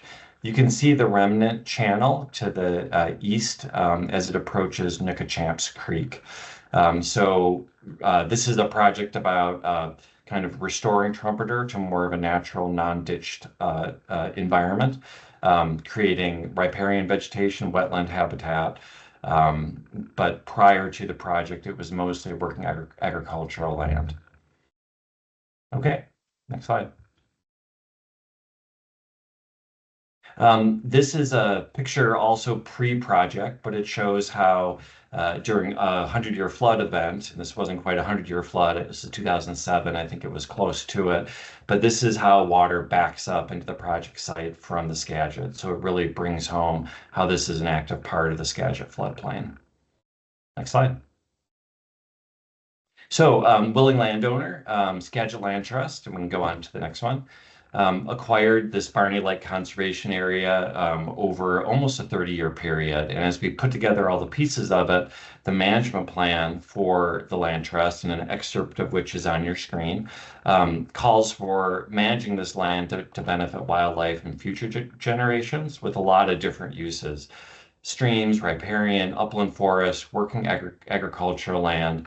And from the Land Trust perspective, we try to achieve all of those goals. Sometimes there's usually compatibility, but not always. But the key for us is restoring ecological processes rather than any one particular goal. That's the broad kind of general goal. And restoration, which is underlined here, if it complements those natural processes and creates enhanced complexity and biodiversity, then that's what the Land Trust wants to do. Just take a second here to say that a key feature of Barney Lake is the wetland habitat. Part of the original acquisition of this property over those 30 years through multiple different transactions. Part of that was funded with National North American Wetland Conservation Act grant funds. That was brought to the project by Ducks Unlimited, CK's organization. We also did acquisitions through the Surfboard Salmon Recovery Funding Board process, because this is habitat for Chinook salmon, listed Chinook. And there were countless private land donations and private monetary donations that made this happen also. But the original location of this wetland complex, next slide, this is a little off project, but I had to let people know that it is home of the largest overwintering trumpeter swan population in the West Coast, probably. Trumpeter swans were almost extirpated 50 years ago. They made a comeback in this part of North America at Barney Lake, and now there are thousands of trumpeter swans, snow geese, and many, many ducks and waterfowl that overwinter on Barney Lake this time of year. Okay, next slide. Interesting. Thank you. I think it's now you, Emily. Thanks, Michael. So interested organizations. Here's our sign at the site. There was a lot of different partners here. And Skagit County was very important. Emily will describe that. Yeah, so Skagit County, we've been interested in water quality and salmon recovery for a long time. The county does have projects all over the county, which you can see here by little trees, where we work with landowners and different organizations to try and restore properties. Those are just since 2009 and would include this Trumpeter Creek site. The area here is also included in the Skagit TMDL. So the county is always seeking projects that we can work towards the goals of improving water quality. Our previous director, I just thought I'd add this. This is a shout out to Dan. He had a journalist background, the previous public works director, and he just always loved a good story. And he was really supportive of Trumpeter Creek because of all the partnerships and the bigger, broader part that it played. Next slide, CK, and that's I me. believe I'll pass it to you. Yeah. So why is Ducks Unlimited interested in this site? You know, the swans are a big part of that, but DU's mission, we're one of the largest nonprofit organizations dedicated to conserving and restoring and managing wetlands. We're in Canada and Mexico, in the United States. We have a whole bunch of membership, and why would all those members and all of our science point to working on a project like Trumpeter? And it's really about the landscape. We're trying to get birds from the most important parts of the continent to other most important parts of the continent. So the breeding and the wintering grounds. So farmland and wetlands, especially emergent wetlands, are super important to us. And helping Barney Lake get purchased and then working on Trumpeter Creek was a big goal of ours. That's why we want to be here. So funding. And I'll go right into where we got our funding. Ducks Unlimited got funding through the North American NACA grant, the North American Wetland Conservation Act funding, which was passed in 1990. What that requires is putting together a package of different projects that would benefit waterfowls and wetlands across a distinct geographic area. And in 2012, the organization acquired the Skagit Lowlands Conservation Cooperative NACA grant. And we had a number of different partners, 8 different sites, which we call tracks in this, about 400 acres. There's $1 million of federal money, but we needed to find over $2 million in local match. So the partnerships were super important. And as part of that, we added basically doing restoration work at Trumpeter Creek, because that was identified by our partner as an important goal, and we thought it could be good wetland habitat. Emily. Yeah, so then the Land Trust approached the county, and I remember walking out there with some great excitement about what, we have this blank canvas of Trumpeter. Ducks Unlimited is talking about potentially bringing some design funding to the table. So what can we do? And I'm sure many of you out there are familiar with the Department of Ecology's Combined Clean Water Fund, but there is both the Centennial Clean Water Fund and Section 319 funding. And what they are is basically the same pots of money available in different organizations. So the county stepped up and said, well, we'll get a Centennial Clean Water Fund on behalf of the Land Trust because it's a larger fund and they're not eligible for it. Once we secured that funding, it really, I feel like, started the momentum behind the whole project. We had ability to build. Ducks Unlimited had secured a way to get the design going, and we really hit the ground after that. Next slide, CK. I think, it was the Centennial Clean Water, as I said, it really put the key money in our pocket to start the project going. A fun fact about them is we secured all $300,000 to do the project in one grant, which in today's world feels both inexpensive and rare. The sad fact is that they only provided funding for 5 years, and it took us a minute to get up and going on the design, which we can talk about, we'll talk about a little bit later in the presentation, but that really started eating into this full 5-year timeline. So that left less funding available for maintenance of the riparian portion of the project. Luckily, the Land Trust had a good solution to that problem, and I'll let Michael talk about that.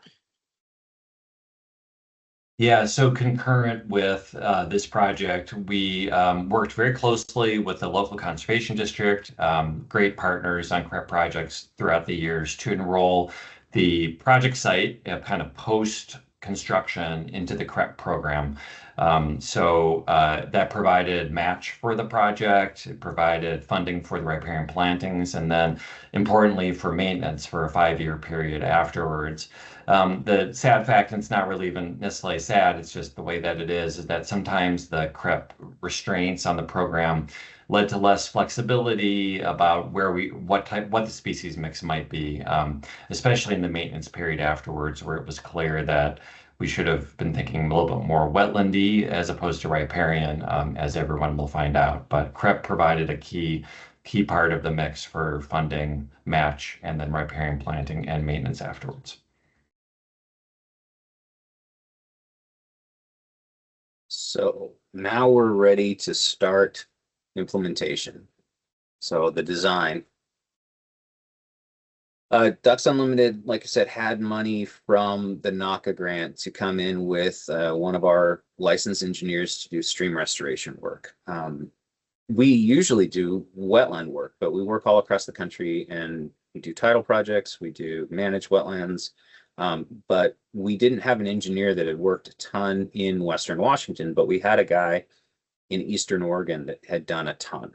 So we brought him up and got him working on this project. The basic design had all kinds of constraints on it, right? We're coming off of the city, 2 urban streams come together and form Trumpeter and in a channelized ditch. So we had all these physical constraints. We had a stormwater pond that we couldn't run into. We had a mitigation site upstream that was associated with a little neighborhood. We had those neighbors. There's hayfields that were prioritized by the county especially, but and not, because the county is all different parts, but land farm preservation was really important, and that was something we thought would be really important for geese. So we wanted to kind of maintain some of these hayfields. We have the water transmission line for the city of Mount Vernon was there. There's access points, there's a state highway, there's a gas line. So this is not quite a stream out in the middle of nowhere. We're still dealing with a lot of urban impacts. And so this is the first place the stream will be more or less free to do its thing. But we want to make sure that we're minimizing risk and protecting our partners. And of course, there's other constraints, like how much money is there actually out there? What are the partner priorities? What will permitting allow? How are we going to handle maintenance? When can we build? I mean, the fish window, how much wood are we going to add? Are we going to add any rock? So there's all kinds of constraints, both physical and cultural, if you will. But the design was basically simple. What we wanted to do is take the stream from a straightened and ditched agricultural configuration, which generally lowers the water table, pulls water out of ground. It's usually contained all the way up to everything except the very highest flow, so it's deep, and then take that and reconnect it to the floodplain. So we had these shallow benches we wanted to put in. So the stream was actually putting more water into the ground than it was taking out. We wanted it to be longer to provide for more habitat, and we wanted a lot more beneficial flooding. All that's going to impact riparian planting. And as the stream designers, we weren't really thinking too much about what we were going to do about planting, except for we were trying to create some diversity in heights on the floodplain, mostly with these little islands that we were going to build that were planting mounds. And so the first concept was this. This was Logan Creek. This is what we applied for funding with. We hadn't put pen to paper. We hadn't figured out cut fill quantities. We hadn't really looked at permitting constraints, but we had this vision of a meandering stream heading down to the Nookachamps that would have some wood and have these wetlands kind of behind it. So implementation. Emily? Yes, okay. So after all of the design, which we can't get into the nuances more than CK did, but he did a great job. We got to actually get to the fun part, I think, and build the project. So you can go to the next slide. And so this is what the top picture shows what it had looked like in 2017 prior to anything happening. So Trumpeter Creek, also called Logan Creek, was that straight line. And then you can see that little dotted line just south of the straight line. That was this old kind of wetlandy channel that existed. And what you see in the September 2025 photo is what we ended up with. And so you can see how this changed quite a bit from the design that CK just showed, what our original intents were. But we were able to tie into that little wetlandy stream, and we ended up having to leave a large portion of the straightened channel due to just the site being very wet. Next slide.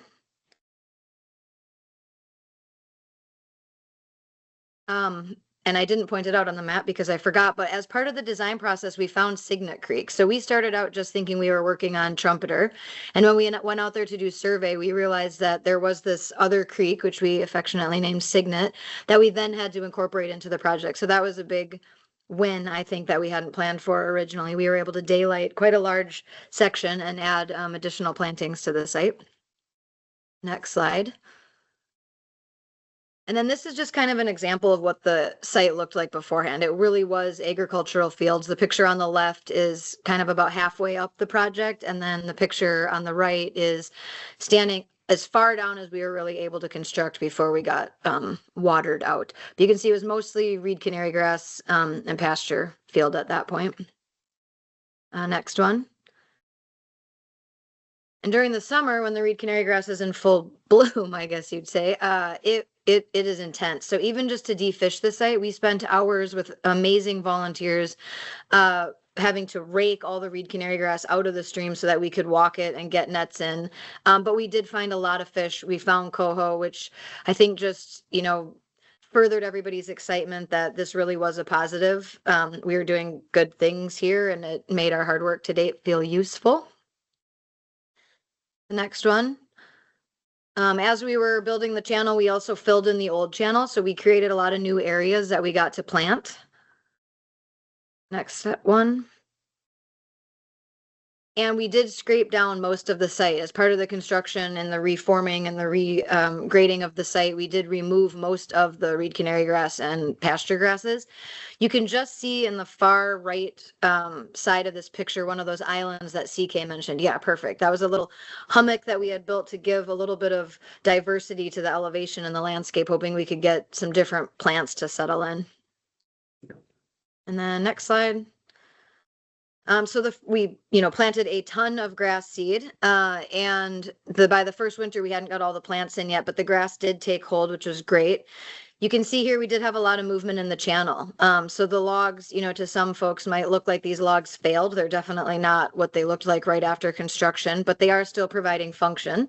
So something we talked about a lot is, did they fail? And we'll talk more about that in a minute. Next slide.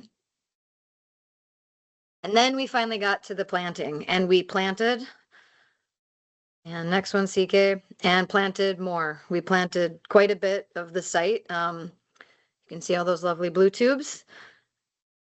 And then next slide, CK.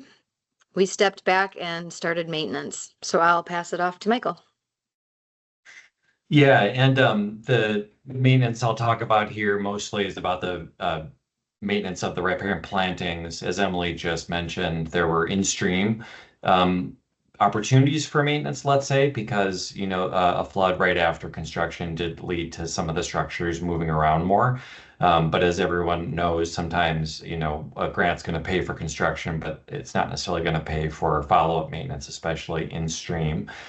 So we had to kind of adapt and do some volunteer work to, around the edges of the in-stream work. But most of the maintenance that we're talking about in this presentation right now is about the riparian planting maintenance. So as I mentioned before, all these riparian plantings were CREP. And a great thing about CREP is that it does come with 5 years of maintenance funding. So you can see the kind of CREP level herbicide spraying among the canary grass for these plantings and the protectors. That was very effective in keeping the canary grass down. It was a very dry summer the first year after most of the trees went in, but I think the spraying around the plantings really helped with the competition, and we had a pretty high survival rate just from a planting perspective. Next slide, please. But of course, it's never enough maintenance. We know 5 years these days. When I started working at the Land Trust 17 years ago, 5 years would have felt luxurious maintenance-wise, or the highest standard like CREP had. We always thought 3 years, and now we know 5 years is not enough. It's more like 10 years. So after the CREP maintenance period ended, we've been trying to supplement that with volunteer work parties. For example, the folks out here doing replacement plantings, doing beaver cages and other work. And CREP also provided some mid-contract maintenance funds for beaver fencing and things like that. So in that post 5-year period, it became a mix of volunteer and some CREP funded work. The CREP period's over, and because of the issues with CREP, this property is no longer under contract. So any maintenance going forward is working with volunteers and then partner organizations. Skagit Fisheries has done work on site. Skagit River Systems Cooperative has done work, not all on this exact trumpeter spot, but in adjacent areas where there's spillover effect of great vegetation management and invasive species control. So maintenance will continue. And next slide. Then, of course, the beavers moved in, which will probably become a real theme of this presentation from this point forward. And they did their own version of maintenance, both creating flooding, which killed some of the plantings, and then also just hitting the plantings directly, creating beaver lodges, and all kinds of challenges in certain areas. So that's something that, we'll talk about how that evolved in the project site and some of the benefits and challenges that came from that. Next slide. All right. So I've got to point out, this is a great picture. We didn't stage it, but we've got, looks like heron footprints in the stream right after it got built. So my job is to start the reflection and bring folks in as we go through and talk about this project. We started off planting the entire site more or less using CREP standard planting techniques. We put wood in. We have these low and high flow channels, and we knew there was beavers nearby, but I don't think any of us fully anticipated what was going to change. And there was also some downstream effects of other projects that backed the water up higher than we had anticipated and affected how far we could connect the stream to the downstream portion of the site. So there was a lot of things that had already changed while we were implementing the project. And of course, everybody has expectations. I gotta say, when I Googled good riparian vegetation, a slide from Whatcom Conservation District came up, and because it's public, I put it on here. But I don't know if they did this, but this is a wonderful riparian restoration, and this might be what we're thinking about in our mind when we're thinking about riparian restoration. And if that's what we were thinking about, we would have been pretty disappointed. Site looks different. So there's still a lot of reed canary grass. We have a lot of beaver browse on willows and dogwood, but they're still surviving. They're still getting shrubby and brushing out for the most part. We did lose some conifers to beavers, some of our bigger deciduous trees. We have patches of spruce that are super happy that need those blue tubes pulled off. And we have a lot of habitat diversity, which is great. It's really a mess out there, and that's a wonderful thing for a lot of different critters and a lot of different functions we were aiming at. And Emily and Michael, if you want to say anything as I go through, just let me know. This is a really interesting spot. So this is the top of our project. We didn't actually work on this. This is the mitigation site upstream. And just before we started our project, the beavers moved in and backed up water so that all these jams got activated. They were hanging in the air the first time I came out to the site, like 3 or 4 feet above the water level. And a beaver came in, and this is just off Land Trust property. And they built this dam. And these aren't, I don't think these are our plantings. I think this was part of the mitigation site. But you can see this building right here. So this is 2017. And you can see how, I believe that's the same building now. This is a picture taken a few weeks ago. You can see how the beavers have really changed this landscape. And from a duck and amphibian perspective, this is golden. I mean, this is kind of what I had hoped for. But it's not probably the riparian goals that the mitigation site was looking at. And like I said, this is upstream of our site. So the beavers really, really dictated what the site was turning into. And they weren't fully accounted for in the planning. So I believe this is Emily, you were going to talk a little here. Sure, yeah, I think we each maybe want to touch on a lesson learned. And I think beyond what we've all kind of touched on so far, my biggest lesson learned, just tying it back to rock soup, is that a lot of times on projects, you can have too many cooks in the kitchen. Everybody's trying to pull you a certain way, and it can be really hard and really disruptive to forward progress. But that when you get the right cooks in the kitchen, which I think we did here, it can really work out great. So that was my takeaway. Spending time on the project team and making sure that we can all communicate well and that we're in alignment made this project that had lumps and bumps along the way turn out okay. Michael, did you have lessons you want to talk about? Yeah, as the landowner, I think we're, obviously in it for the long haul, both prior to the project, during the project, and, forevermore afterwards. So there's a different kind of context that we think about. What do we learn from this? And, the first is that acquiring land in ecologically compromised areas, but that have potential, is a good idea. I mean, we know that as a land trust. I think we all know that. But sometimes, when you're buying land that is not as full functioning, it can be hard to envision change that brings back some of that ecological functioning and preserves other uses. So when the land trust looks at the 30 years it took to put Barney Lake together, it's a real success to be able to see a project like this transform the landscape and bring it a big step closer to our mission for the property. So that's one kind of general lesson. The second is partnerships are amazing. We, as the Land Trust, wouldn't have been able to pull this project off on our own with how we kind of manage our lands. We don't have staff with the expertise of Emily and CK and what their organizations and governments bring to this level of complex projects. So working with partnerships, which I think is really vibrant and a rich part of the success in the Skagit, and I'm sure elsewhere, is just a key to making this happen. In that way, it really is a rock soup.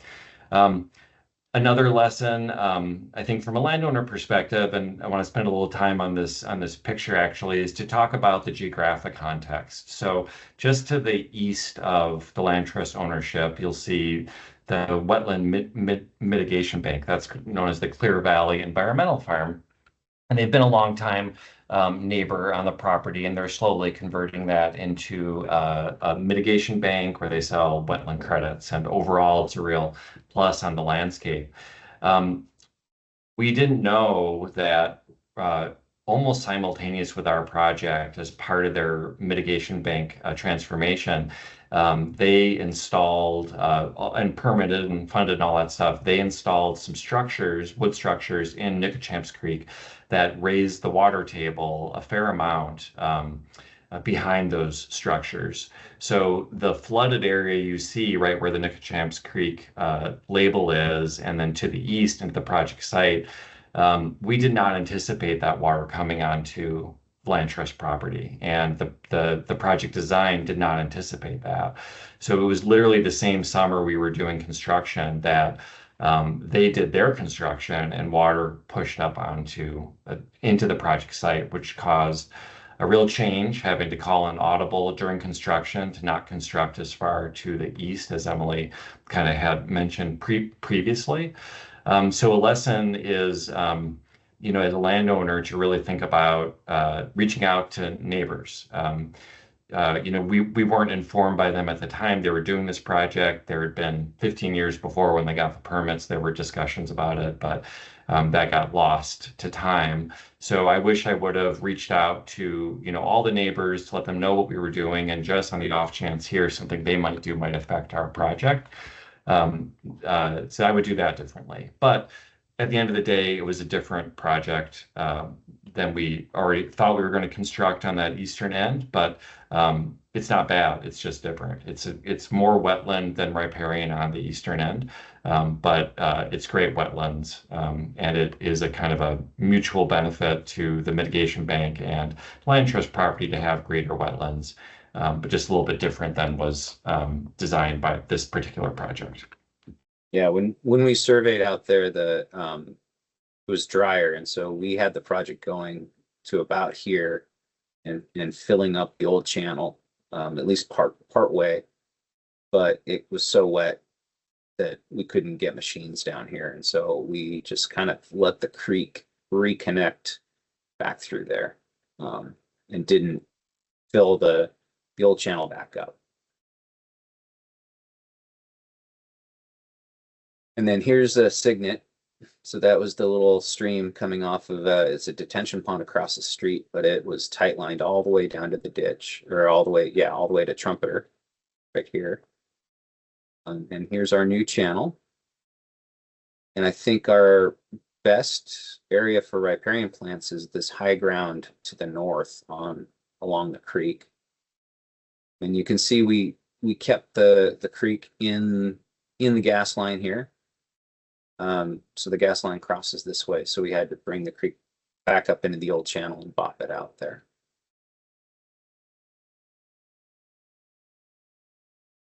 And then, Michael, do you want to talk anything about the water line project too that happened out here?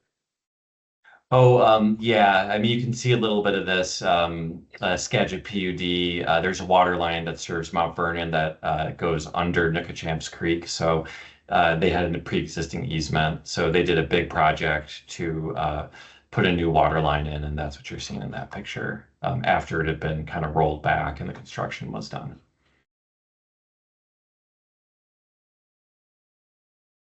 So I think if you want to go to the next slide, CK, I think, you know, based on our lessons learned and kind of what we talked about today, it's easy to stand on the site and question, you know, is it a failure because it's not working as designed, or is it just different? We all went out there prior to this presentation and kind of stood around and had lots of conversations about that amongst ourselves. Just upstream of our site, as CK had mentioned, you know, that was a mitigation mitigation restoration project, and before our project, they had put a bunch of large wood in that was hanging 3 feet in the air. So before the beavers moved in, that was a quote unquote failure that had all been reactivated. The beavers flooding out, taking out a bunch of our riparian, not ideal that they're using blue tubes as construction material, but other than that, they're really changing the site and making it different. But is that a failure? If you so we sat there and we talked about what is success, excuse me, and how do we define success? Next slide, TK. And so I think, to me, failure is just kind of success in progress. You can have failures at any moment in time, and we're really just working towards this end goal of success. And so I think it helps me, next slide, if we break the project down and you're like, well, is the project a success in a whole? So if we start with planting, thank you for humoring me, CK, and working through the animations. One more. We start with a no. When you do a restoration site at first, it's not great for plantings. You're coming in and you either have a monoculture you're trying to address, or you're removing a bunch of invasives and now you have nothing in its place. So definitely walking away from the site immediately, I would say that plantings weren't a success. But next animation, if you went out there today, the plantings are a success. We have a lot of big trees. Could it be better? Sure, but we definitely have more diversity. We have conifers that didn't exist on the site before. And we have, a whole, we have complexity, I guess, in that community. Next. Yep, would be invasive removal. And this one I think is the reverse of plantings. When you're doing a project, this starts out as a definite yes. We scraped the whole site. We removed all the reed canary grass. We took out blackberry. It looked like a blank canvas. And then you go out there almost 10 years later, and I would say it's a solid maybe. Big areas, it's a definite yes. Some areas, it's probably a no. And the site overall is a maybe. We've done a good job removing invasives, but we could do better. Funding and all of those things come into play there. Okay, the next one.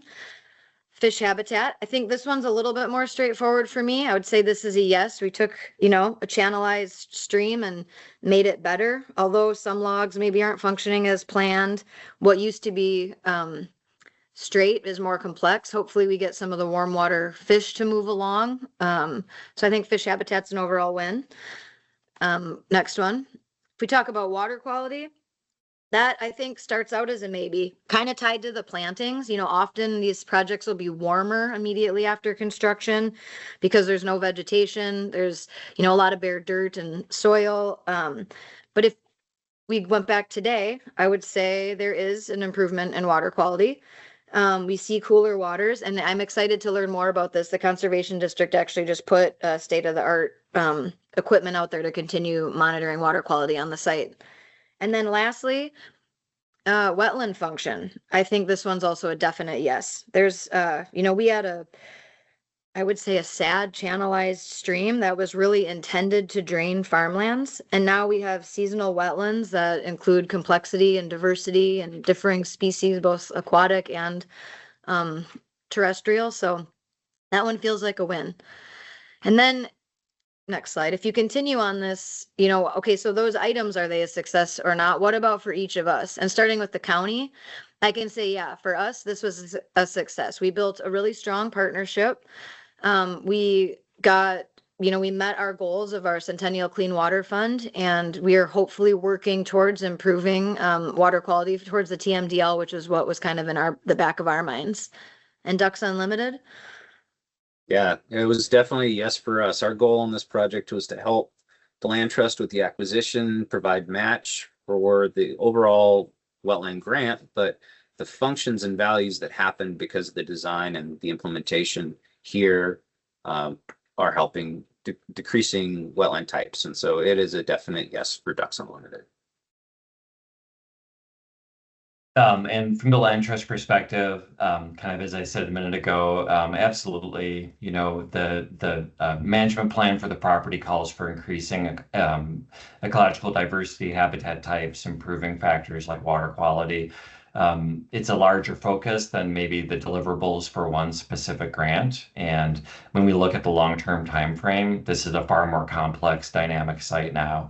that helps us achieve our goals. The work is never done with maintenance and seeing how things evolve, but definitely yes. And I think also the design that Ducks Unlimited and the county came up with was flexible enough that even though maybe it didn't stay as riparian all the way through as we had expected, the design was flexible enough to incorporate the natural functioning brought by beavers and still have a really good outcome that is now much more of a riparian wetland mix than maybe pure riparian as we were originally thinking. But so it was a flexible enough design to allow that to happen. So definitely big success from the Land Trust perspective long term. Like I said, we went out there in January together and we're talking about, what we, oh my goodness, it's a success for each of our organizations. And on, those parameters we went through, and I think data is really important, and we get into this, line of trying to answer questions for grants and what are you doing for water quality and how are you achieving these goals? And I think really we all talked about in the field that shifting our mindset is important, and how we define success is going to set the tone for the future. So if the site 10 years later is an overall improvement, is it still a success? Is it better than we found it? Does that make it a success? So we just thought we'd leave it up to you. We all argue that this site is an overwhelming success. We made it better overall. We formed these strong partnerships that have propelled other projects. We're still talking about working together. So we like our rock soup. And with that, CK, I think I have a question slide. Yeah, great.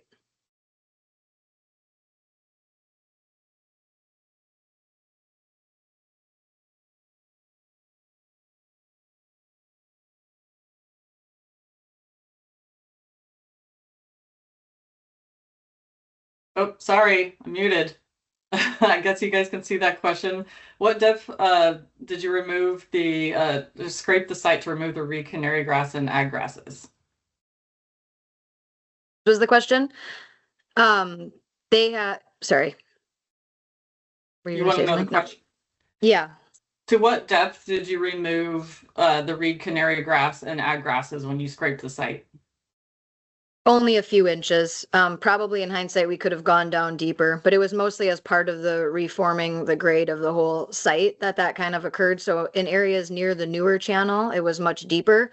And in areas closer to the edges, it was, only a couple of inches. Okay.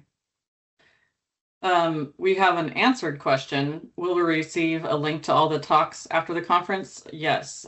Skagit Watershed Council will have that available on their YouTube, as well as a link to that on their website. And we'll also post most of the presentations as PDFs on the website. Another question, did the stormwater detention pond affect project response? Also, I hope the city stopped allowing those in the floodplain. Maybe I'll try this one. I'm assuming that's about the detention pond that was part of the Summer Sun development just north of the project site. Don't know what the city's going to allow in the future, so can't answer that part. But it has impacted the property during high water events. That detention pond doesn't hold enough water and it flows down into the site. I don't think it did so in a way that really compromised any of the project design. I think the beaver caused change in hydrology was a much bigger impact than what's happened from that stormwater pond. But it's one of these ways. This was a very complex site with neighbors. Maybe this example on the other end of the project, neighbors doing things that we didn't necessarily anticipate, but probably wasn't operative or made a difference for this project in particular. Okay. How might you have changed the project design or implementation with regards to the potential beaver activity? I think we would have spent less time worrying about how to build the water control, or not the water control, but the large wood, and really the morphology of the channel contributed largely to that, and we might consider something like BDAs. But the angst we had over LWD and what that was going to look like, I think was misplaced effort.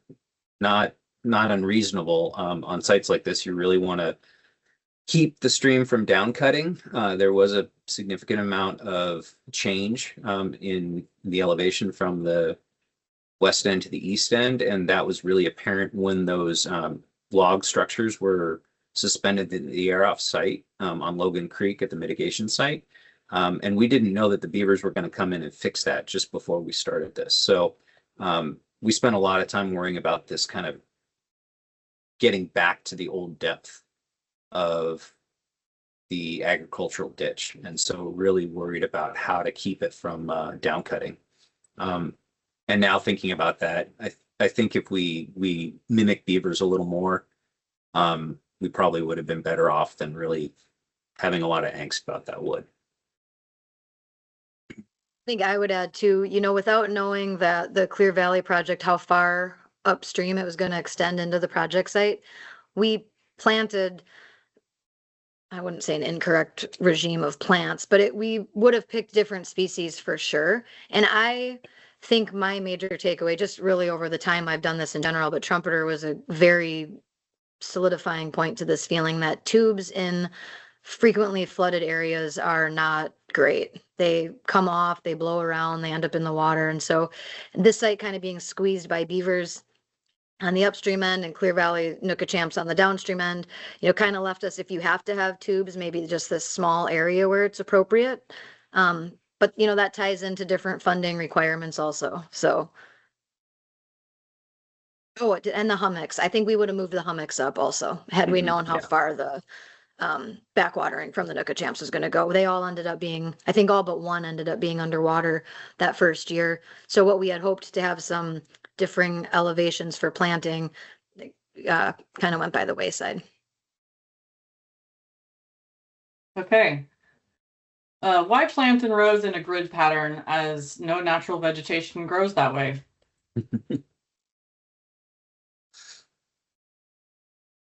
Right? Yeah, go Michael. Yeah. Absolutely, that's not natural growth. Often with projects that need a significant amount of maintenance, especially maintenance that's prescribed as CREP does for a very particular kind, mowing between rows, spraying circles around the plantings, you end up with this grid pattern. And it does, in some locations, make that maintenance just a lot easier. I think other practitioners on this call can probably speak to that. But you do end up with, especially in these early pictures, what looks very unnatural. I will say after 10 plus years or 20, that grid pattern often starts to go away. There's just other volunteers that come in, there's disturbance, there's complexity that kind of comes into the landscape. But yeah, it does look a little very human in this picture for sure.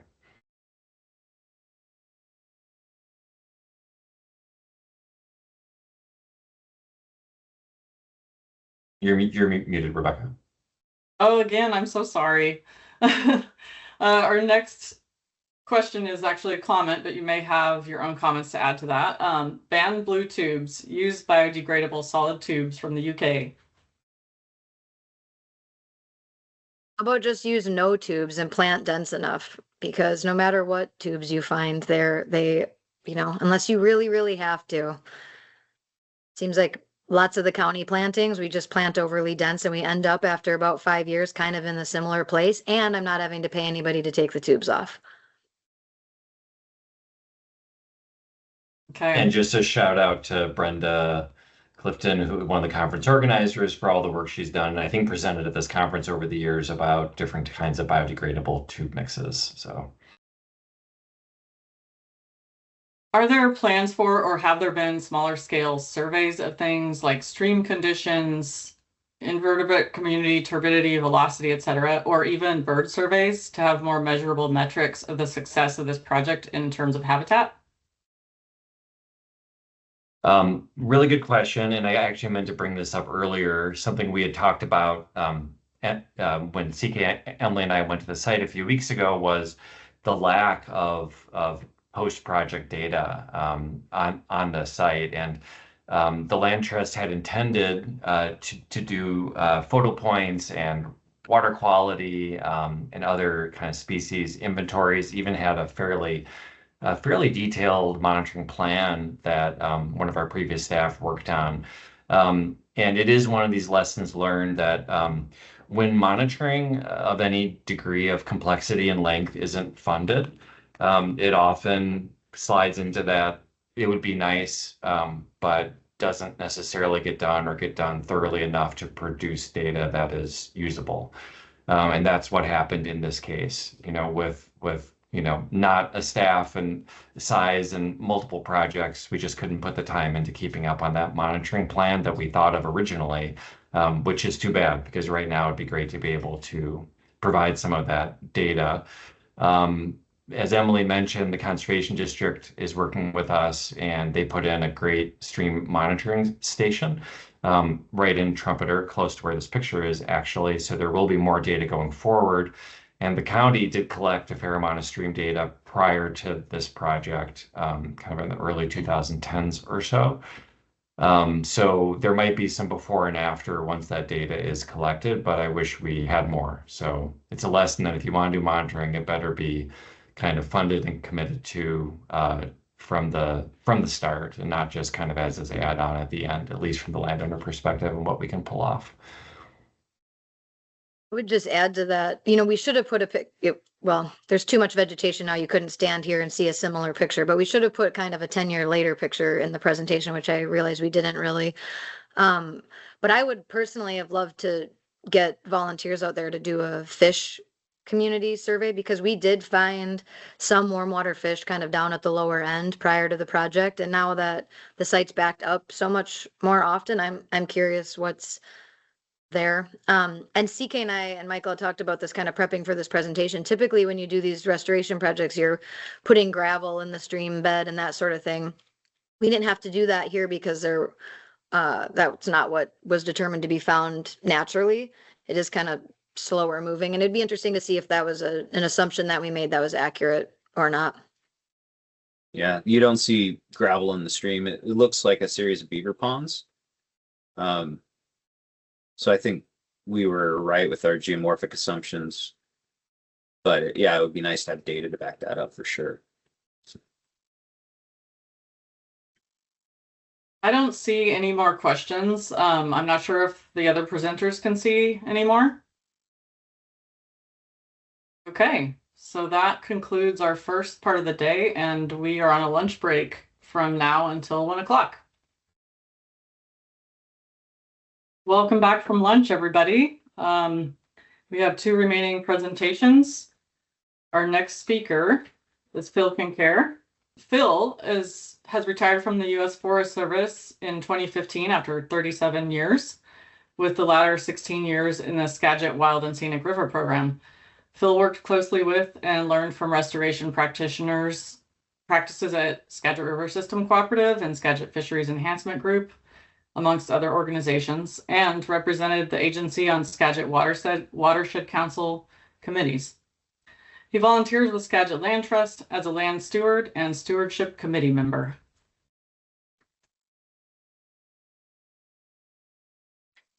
That's getting some expert help. Thanks, Rebecca. Look at some of the properties the Forest Service acquired back in the 90s, and they were all riparian properties that were right on the Skagit, Sauk, or Cascade River. They had it pastured right down to the riverfront. So we're going to look at what the Forest Service did, how they got the properties, and what's been going on since the Forest Service initially acquired the properties and planned some restoration efforts. I have a few caveats. We never had any data, so I don't have, growth, survival, stocking, density.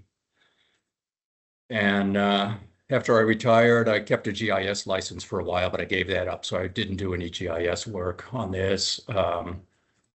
My first digital camera was like this big, and the manual that came with it suggested that I could get 10 to 14 high resolution photos on a 3.5-inch floppy disk. So, you know, not real high. The initial funding for our projects came from our regional office with through a program called Global Relief, spelled RELEAF. But it didn't have much money for maintenance and much post-planting. Now I'm not forwarding. Hey, L, I need you to come back.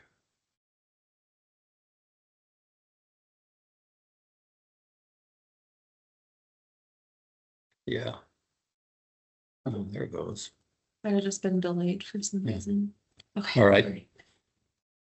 So I already kind of gave the introduction, so we'll skip ahead.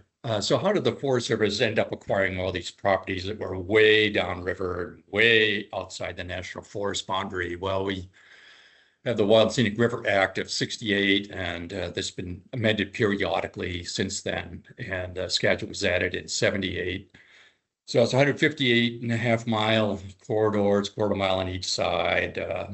Forest Service was urged to work with state, local, and tribal resource managers, which in the '70s was, in my opinion, a pretty tall task. The Forest Service was pretty autonomous back then. There were caps on land percentage of the land that we could acquire inside the boundaries of the Wild Scenic River corridor, and there was a cap on funds. We have a river management plan in '83 and a land and resource management plan in '90. Kind of gave us boundaries and what we were looking for in managing the resource. The last land and water conservation acquisition that I'm aware of was in 2005, was on Dalhousie Creek. And then, as you probably know, Lava Creek and Middle Fork, Snoqualmie, and the Pratt were added in 2014. And I wanted to point out this Wyden amendment. It was in, I think it was initially added in a Senate in '98, and it was renewed annually. And then at some point in the early 2000s, it was amended to be implemented for forever, I guess. And it gave the Forest Service and other land management agencies the ability to work with state and local and private organizations and landowners to work on watershed restoration. And I think it was to be able to use allocated funds from Congress. I can't personally remember using allocated funds for any of these projects that we're looking at. But, you know, what do I know? Why did we buy land?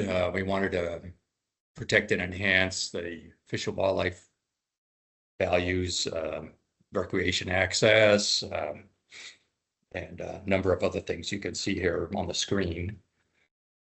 So we got the funding through the Federal Land and Water Conservation Fund allocations. The process took about 18 months. I would make nominations in August, and that would, by the time it got into the budget, about a year and a half went by, which made it difficult to work with, you know, landowners without a third party assistance.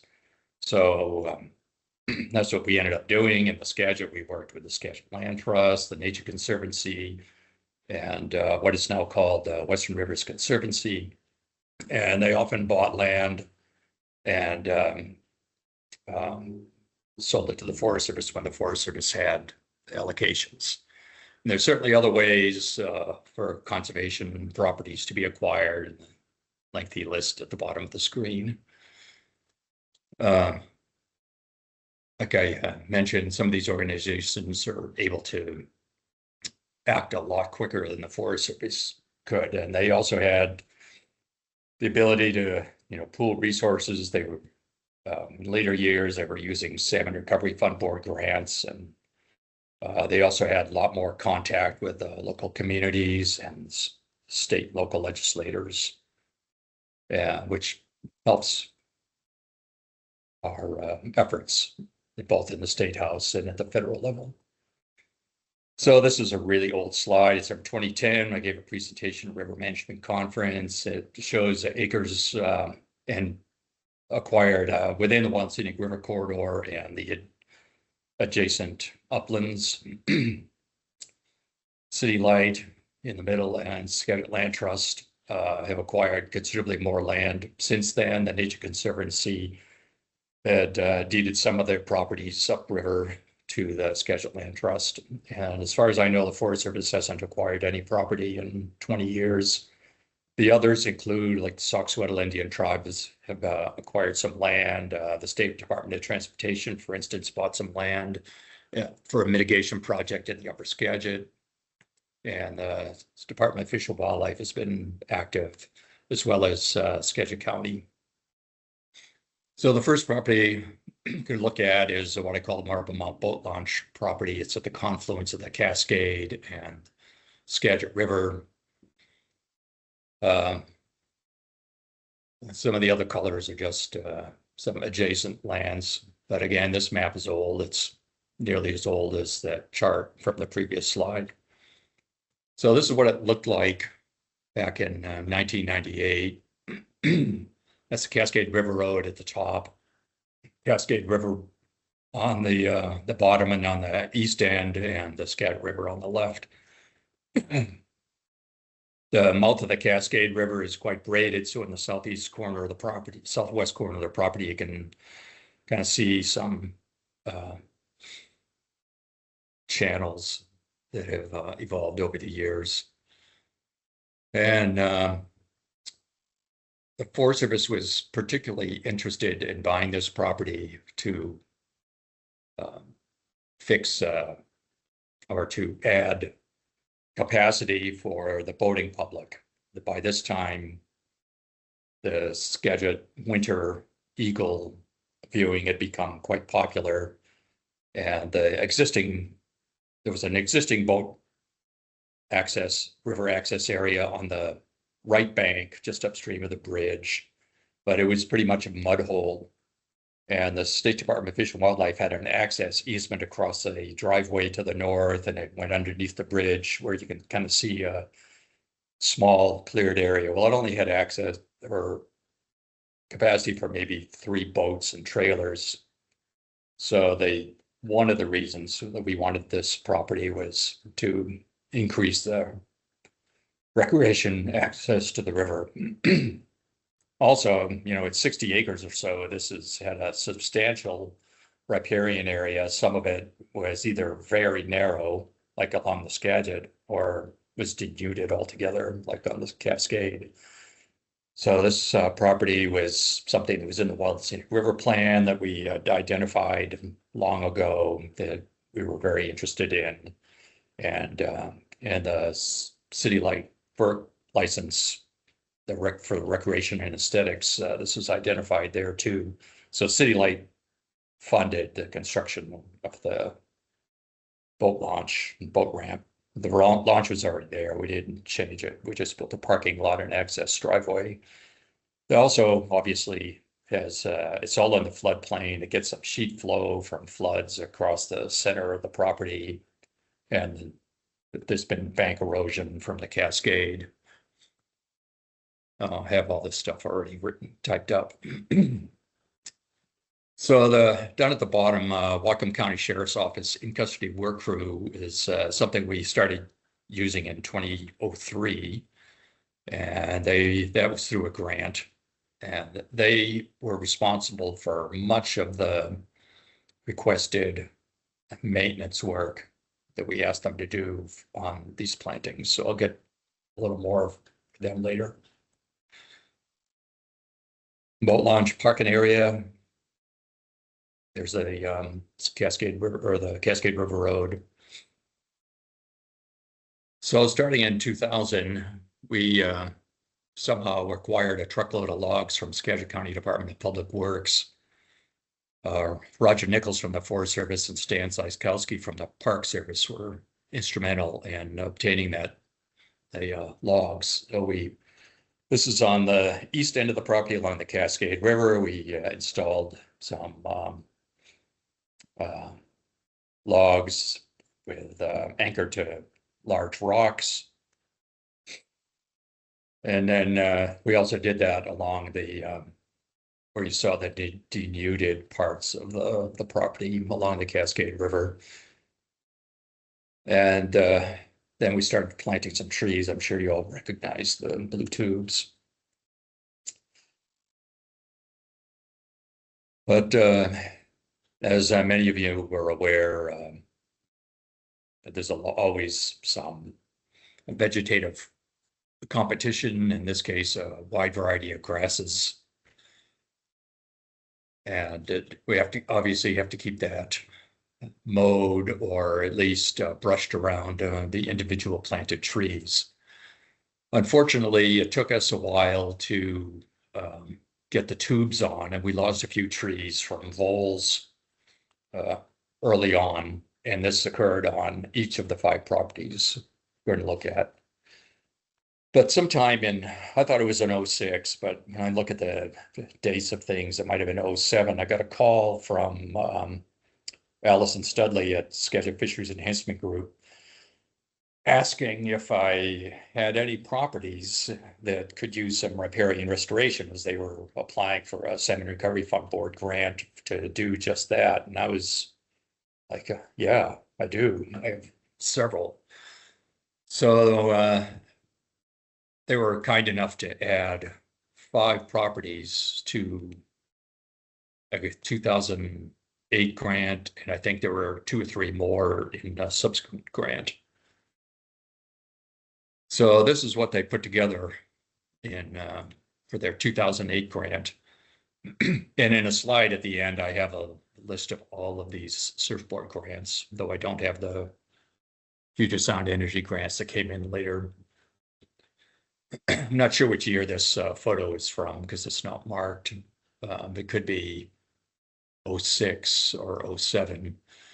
You can see there is a little bit of tree crowns that you can make out from the earlier planting. We planted, I should have got to this, but each of the 5 properties were treated the same. We did mowing and a couple rounds of disking in the target areas. And in this case, you can kind of see the mowed area on the west end. And we also did some planting in the, along the river where you saw the logs earlier, and in the east end. And in the center, it was a little low lying, and we didn't do any planting there initially. I think we planted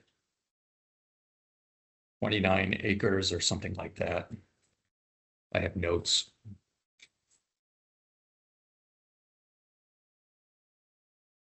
So you may recall in 03 and then again in 06, we had some pretty high water events.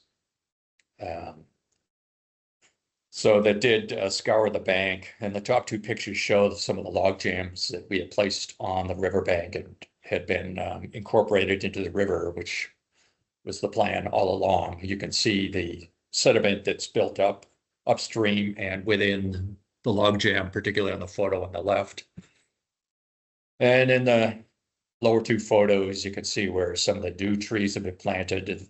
Skagit Fisheries had started, and some of the older trees on the right. You can see that they are, several of them are, a lot of them are Douglas fir. They're open grown, so they're pretty bushy, which is fine with me. We're not out there trying to grow timber, but I did have some colleagues that thought that it wasn't a great idea to have them trees bushy. I always thought that, well, it was better that way because there's a little bit more live crown, it covers a little more ground for shading. So by 2009, we had quite a bit of additional work done. You can see the mowing. We got some child labor down on the lower left. It's a school group from Mount Vernon. You can see the Whatcom County Sheriff's Office in custody work crew in the lower right. We pre-drilled holes for auger as an auger for planting. We did also look at in the photo in the upper right. That's a test well. We did kind of look at some flows and depth considered looking at constructed side channel, but we ended up passing on the idea. So again, a couple years later, we still have some new plantings. All you can see on the upper left is the bamboo stakes and some of the earlier planted trees. So they did another round in for the 2017 fiscal year, and they started seeing quite a bit of invasives. So there's kind of where the invasive poplar is indicated. There's a several acre private holding there, and some of them, kind of came from there. We did actually, I was surprised I didn't notice it, but maybe it never happened again. But we had some locust, the kind where you have to really glove up if you're going to remove it because of the thorns. You can also kind of see how the Cascade side channels have, down by the mouth, have activated a little bit more, and the river is moved a little bit to the right in the eastern part of the property.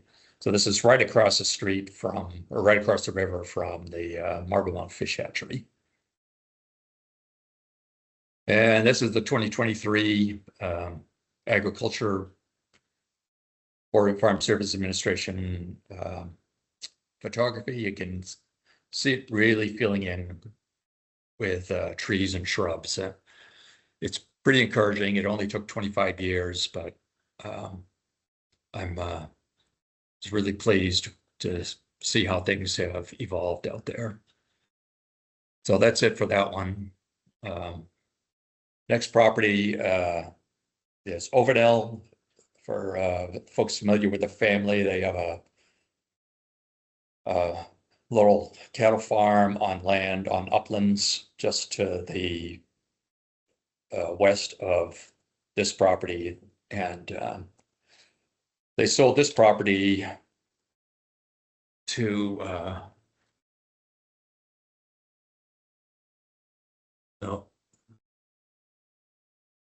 to the Western Rivers Conservancies, who held it and sold it to the Forest Service. So it was about 190 acres that included a mid-channel island. The Overnell's family was, well, this property had been subjected to repeated sheet flow, and logs and debris would end up in the pasture. It was really getting hard for them to manage. They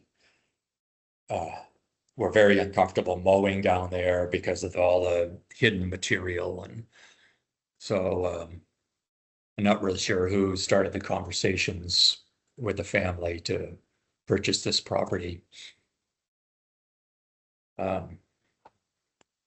They had quite a bit of river access. I think the total was over a mile of riparian,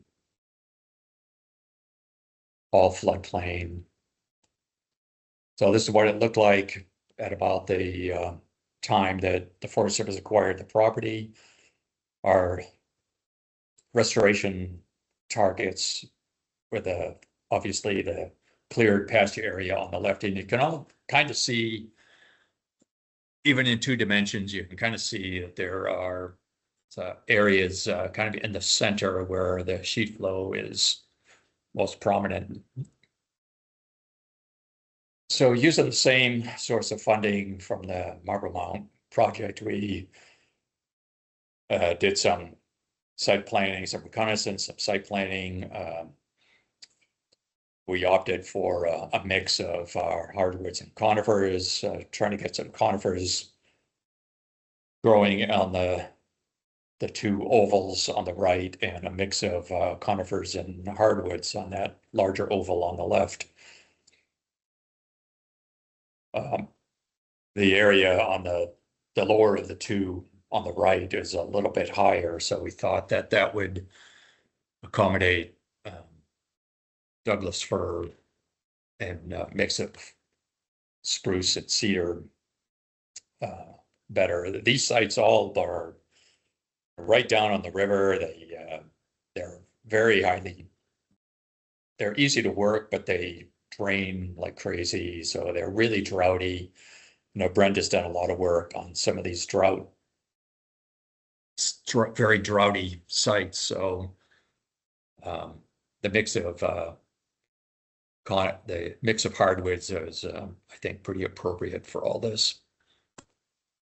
So in 2003, we had the big storm event in October, and it brought a lot of wood downstream. So you can see in the upper left that bank is just lined with driftwood that was dropped off by the river.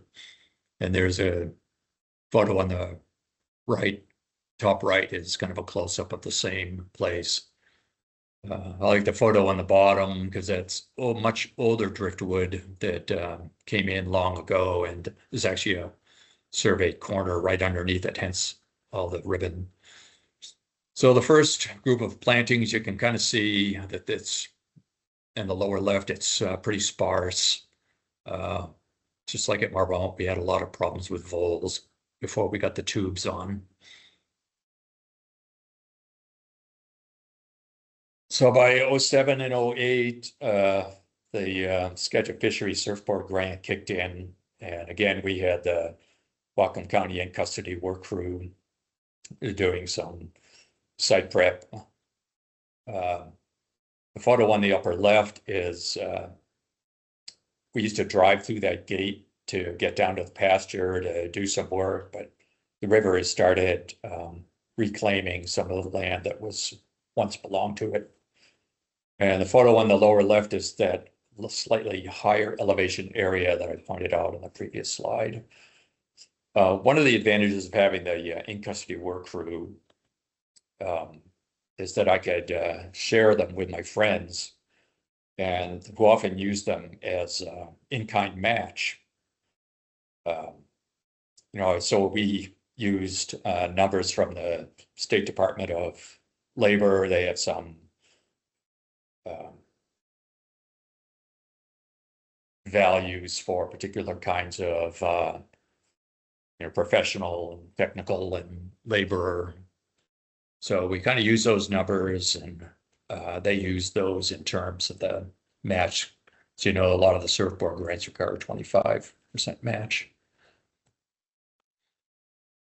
So this photo, this imagery from 2008 kind of shows what Skagit Fisheries was planning to do. So again, we did some single anchored logs underneath that's the concrete Sauk Valley Road. And we put some additional log jams in the pasture, and then had some planting corridors. So upper left, that's Roger Nichols on the right, Perry Welch on the left. Perry's from the Enhancement Group. Roger was a colleague at the Forest Service. And you can see with all pastures, there's a lot of competition. You can barely, in the lower right, you can barely see the tubes amongst all the grass. That's even after it had been mowed.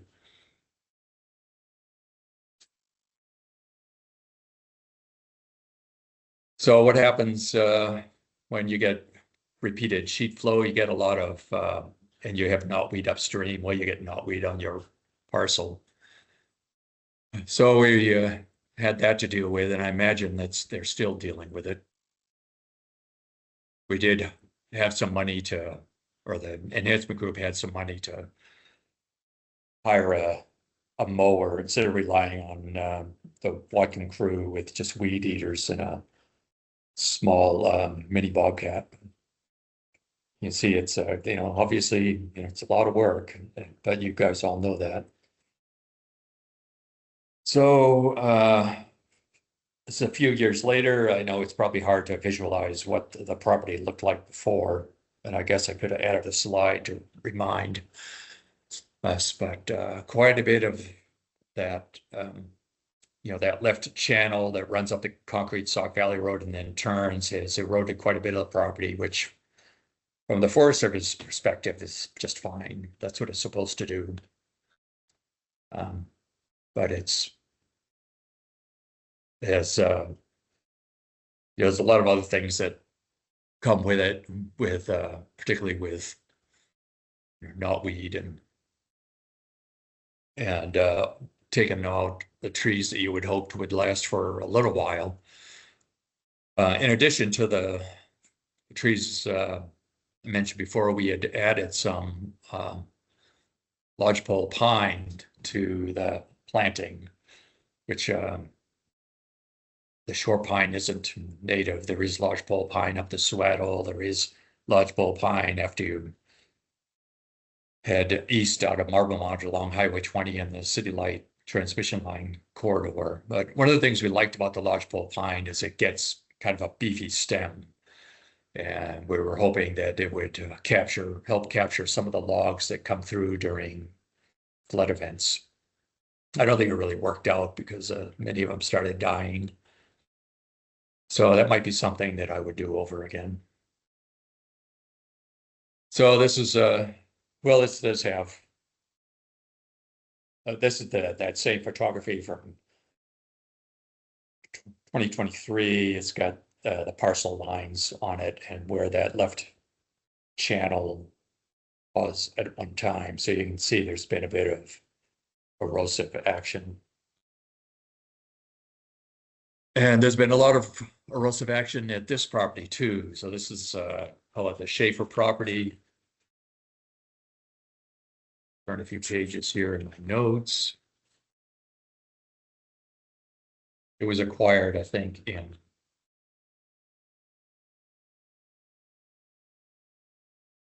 it was in 92. I didn't realize it was that long ago.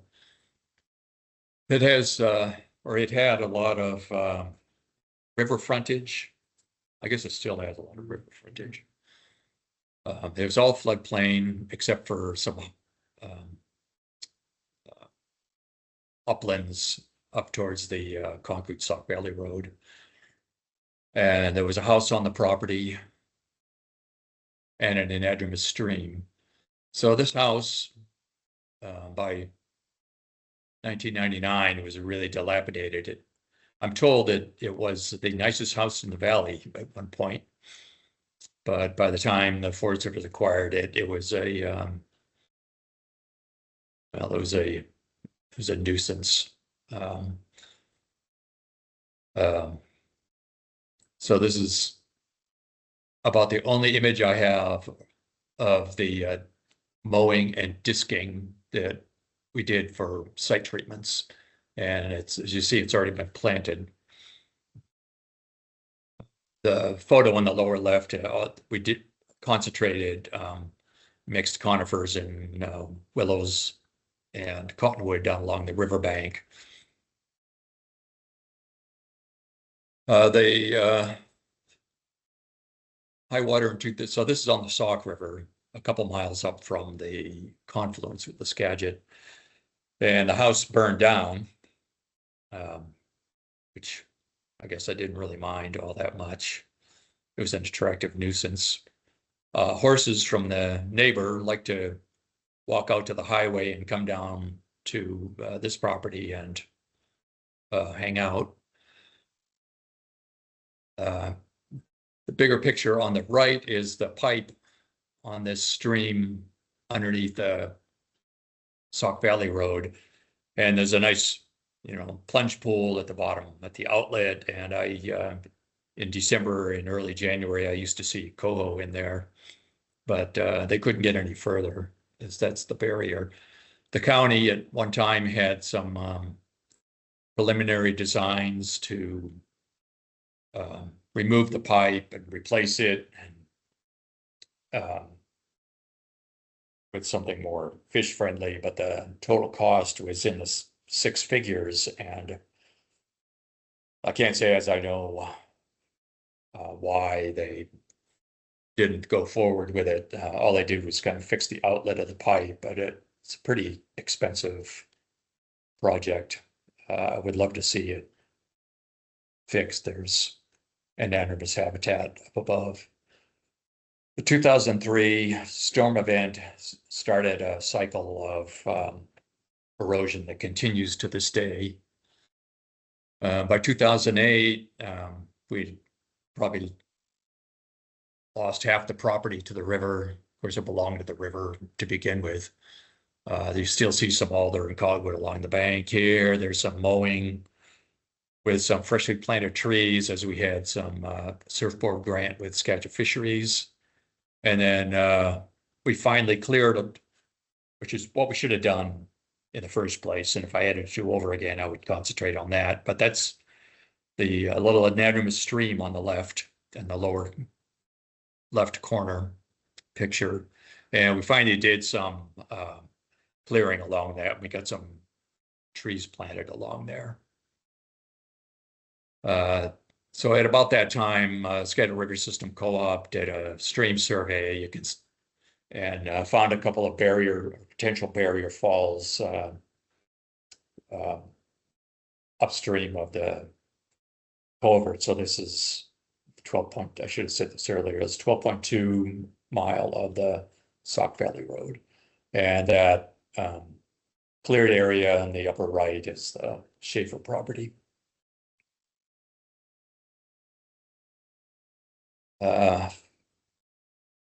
I don't remember what year this was. I think I was still working.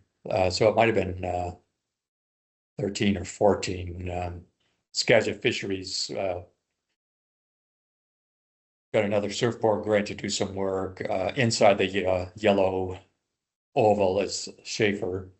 And then the two neighboring properties to the south, one's owned by it's still owned by the Nature Conservancy, or that they converted to the Land Trust. It was called Smith, and the next one to the south is Grandstrom. And so these are properties that Skagit Fisheries have been working on a few years back. So there's a little side channel on the right-hand side of Smith where they did some log placement. Anyway, so they did, some maintenance on the plantings on the Forest Service property.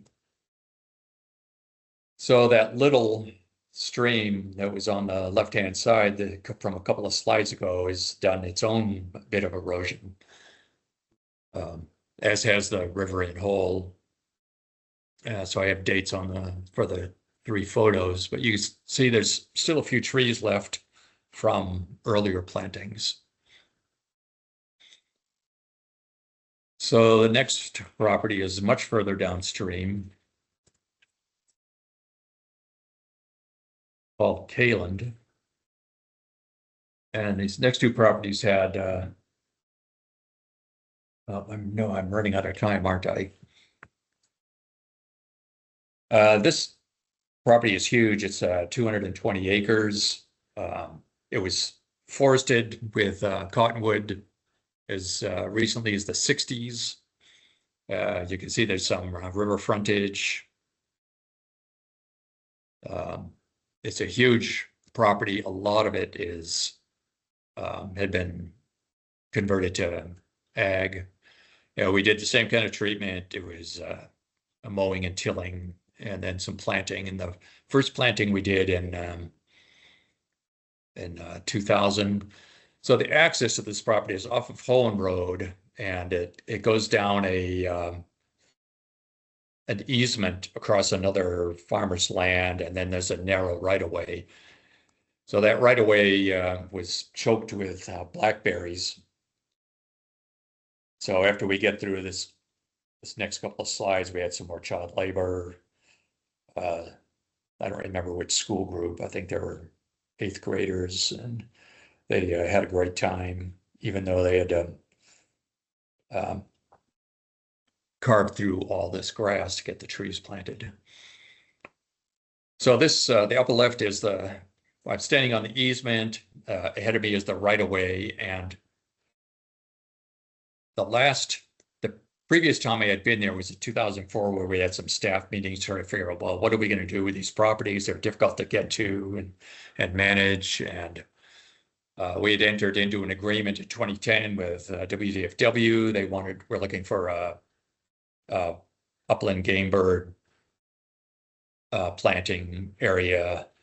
So they sent a couple of crew members in to cut their way through the blackberry because it was impenetrable. And I thought at the time, well, it's now or never to try and get in there and do something.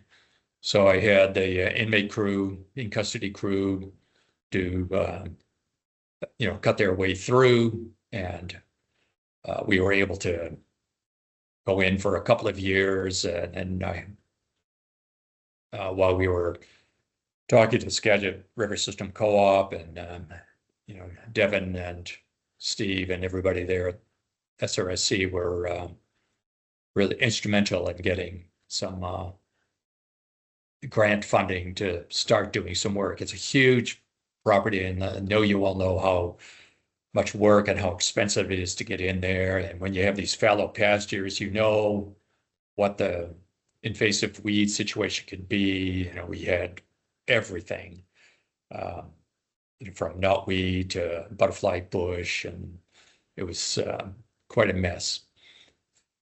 Some of the early plantings in the lower right, you can see where the beavers have been practicing on the cottonwood. And while we did have some trees that survived that earlier planting from 2000 or 2001, it was pretty sparse. So that's Teresa Mathis, a wildlife biologist at the time. She's looking around, and we did, once SRSC got the grant, they were able to do some really extensive mowing, planting, and maintenance, and it really made the difference. The picture on the lower right is that cedar planted with spruce to kind of discourage the elk from eating the cedar. I thought that was pretty novel. We had some elk rub. Probably can't see it on these photos, but the circled trees on the upper one are where bark's been scraped. And we've had some erosion events. The river has moved about 400 feet to the west in the upper right-hand corner of the property. So I'll try to get to the last one real quick. That's Skyu. Skyu Island had its own issues.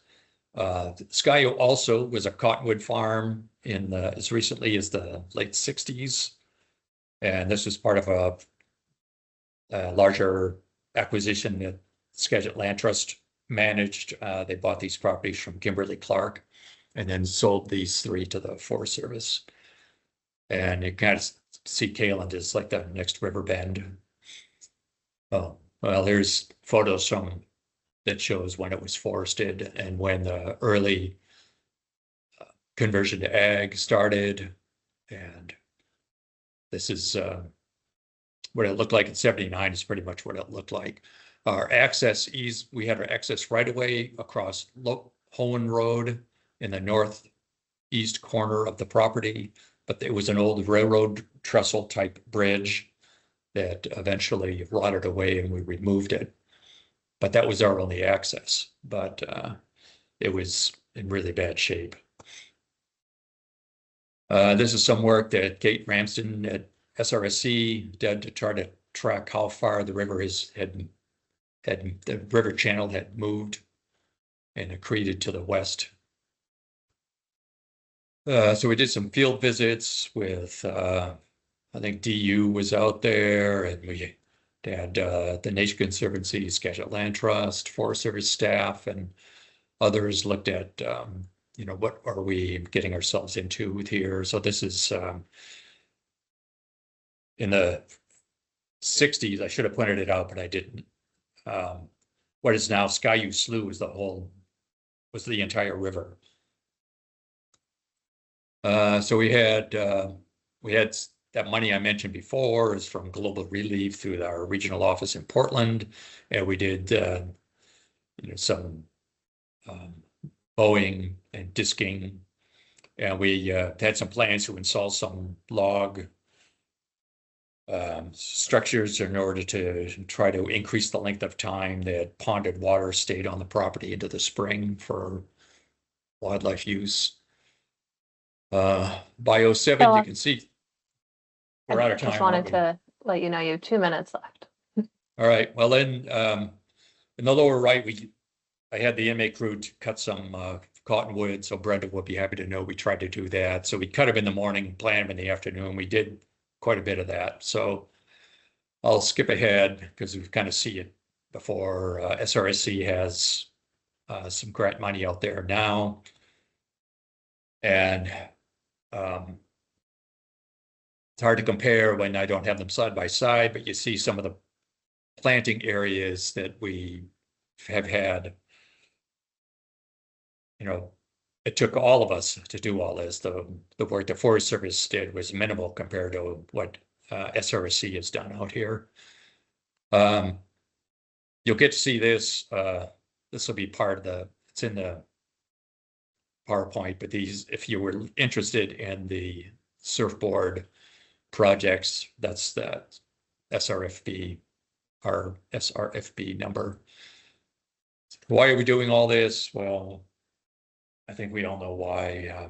This is for in perpetuity, and the people that protected this land long before we arrived and exploited it are hopeful of seeing some of the things that they used to have in their heritage in the past. Final thoughts and gratitudes. I was going to write off a long list of thank yous, but I'm out of time. I just know that everyone that I know, I'm very grateful for all the work that you've done on these properties. Thank you. Thank you, Phil. I don't see any questions, and so Okay. that works well. But I do just have a comment that I appreciate all this historical context. Being a newer riparian restoration manager at Skagit Fisheries, it's really neat to see how the sites looked at one time and how we continue to work at them and see progress. So thanks for that. Well, thank you.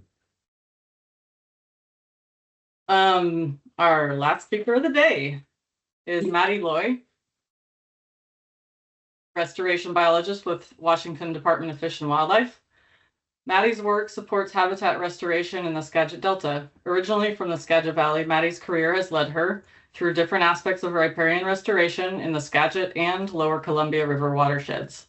She enjoys being back on the Skagit and wrapping her mind around the dynamic nature of these tidally influenced sites. Great. Thanks, Becca. So let's see here. Again, I'm here to share some information. Oh, actually, I might turn my camera off so you can just see my presentation. I'm hoping that's showing up how I would like it to. So here to share some information about the Milltown Island Restoration Project that was recently completed in the South Fork Skagit. Since this is a riparian conference, I wanted to take a moment at the top to discuss estuarine restoration in the Skagit more generally, before jumping more specifically into the Milltown Island Unit site and the restoration and adaptive management projects that have taken place there. And I wanted to end with kind of what's happening next in the South Fork. So we know that there's been significant loss of estuarine habitat in the Skagit Delta. We've also learned that estuary is very important for Chinook rearing and growth, resulting in higher survival to adulthood. And without sufficient space, more Chinook were found to be migrating to the Skagit Bay as fry, which is a life strategy with a survival rate that's an order of magnitude lower than rearing in the Delta. So the Skagit Chinook Recovery Plan calls for additional space to rear more juvenile Chinook. So this will take us downriver to the South Fork, into the Skagit Wildlife Area, to the Milltown Island Wildlife Unit. This is, I'm hoping you can see my laser pointer. This is situated between Steamboat Slough to the west and Tom Moore Slough to the east. And this is a 220-acre site that had been diked, drained, and farmed. As you can see in that first photo, over time, when dikes breached during floods, it eventually became too costly to repair and maintain the site, and parts were sold off to the Washington Department of Fish and Wildlife. Eventually, in the 70s, the bridge over Tom Moore Slough here that connected the island to the mainland washed out, and active management stopped because it was now really difficult to bring equipment on and off the site. And as the site lay fallow, noxious weeds, especially reed canary grass, became well established across the site. Additionally, in the late 1990s, it was becoming clear that salmon were in decline and that they needed this additional space in the estuary. So with much of the dikes on the site still being in place and just a few places where channels connected to the main sloughs, the Skagit River Systems Cooperative and Washington Department of Fish and Wildlife saw an opportunity to create better habitat for salmon on the site. So a series of projects were conducted throughout the 2000s and early 2010s that were mainly focused on removing small sections of levee and creating more channel connections with the main sloughs, especially Steamboat Slough. On this map on the right-hand side of the screen, you can see minty green indicating sections where levees were removed, and that bright blue being where channels were created. Recall that moving equipment on and off the site is pretty challenging and costly, let alone getting around is difficult. So instead, charges were placed in sections of levee and along channel alignments, and they were blown open, leaving the material on the marsh surface. These are indicated in these first two, or I guess the left and center photos on the slide here. So the plan was to open up the site to more tidal exchange and connection with river floods, creating new fish habitat and more pathways to existing channels already on the site. In addition, the hope was that opening up the site to this additional water would also carry sediment and wood throughout the site that would sustain vegetation conditions like we would expect to see in a more natural system. The predicted tidal inundation periods were thought to be sufficient to stress the reed canary grass that was on site, giving native vegetation a chance to utilize the site. And with the additional wood that could be moving in, we may even start to see some shrub vegetation get a foothold, further interrupting the mechanisms allowing reed canary grass to thrive on site. Also wanted to be sure to mention that this site is relatively high elevation compared to the surrounding marsh. It averages between like 9 and 9.6 feet NAVD88 from the south to the northern part of the site, which is notably a range that is reed canary grass is typically seen in, but is also appropriate for shrub vegetation communities. So following the explosions, native vegetation was installed on the site to try to take up that space that had previously been held primarily by reed canary grass, as well as to start this transition back to scrub and riparian forest at some of the even higher elevations on site. Additionally, this was a good opportunity for the team to learn and develop some new methods for planting a site like this that has most of the classic challenges for riparian plantings, including, access challenges and beaver herbivory, but also has that additional challenge of significant tidal influence. So these initial plantings were done in 2 phases. The first phase was between like 2007 and 2009 and is depicted in this map on the right. This included installing some species in the upland area like shore pine, Sitka spruce, Pacific crabapple, and Nootka rose, as well as a few species of willow, black twinberry, and rhodosier dogwood on the marsh surface.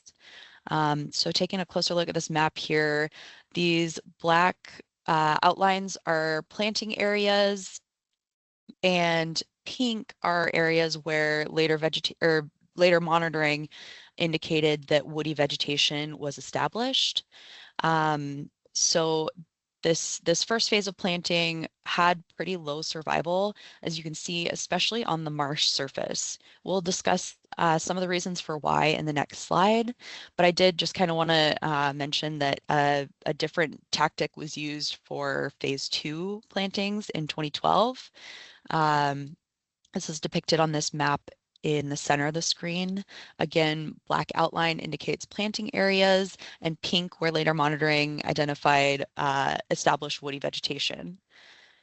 In this phase 2 planting effort, just willow was installed, but there were 4 species used. So Pacific willow, hooker willow, Sitka willow, and schooler willow that were planted at a 2-foot on-center spacing, so really, really densely. Additionally, winter wheat had been seeded concurrently to try to kind of give a year of coverage while those willow were able to become more established. I also wanted to be sure to note that in both phases, very minimal site preparation was done and no maintenance was done following either planting.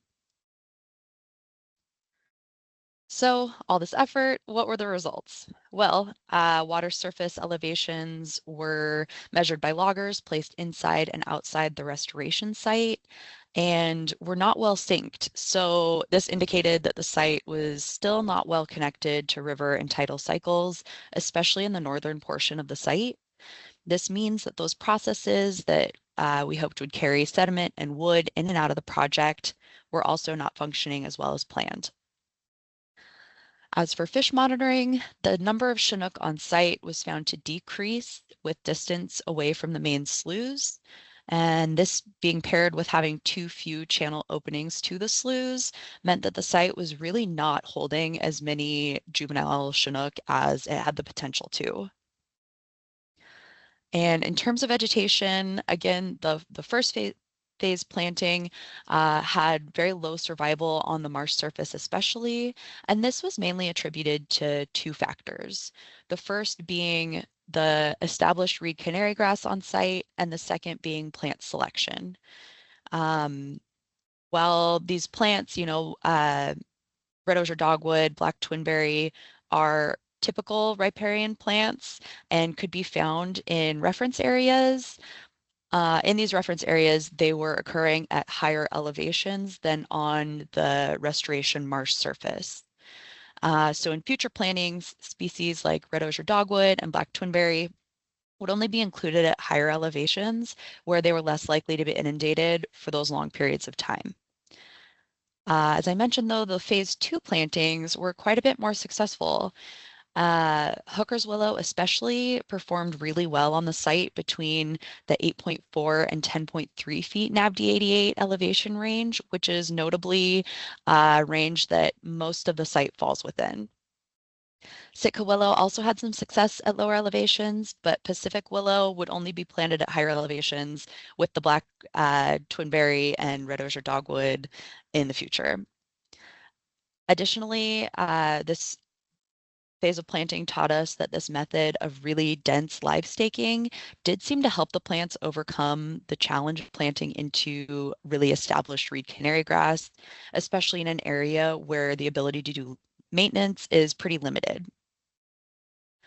Vegetation monitoring also indicated that weeds were still thriving on site.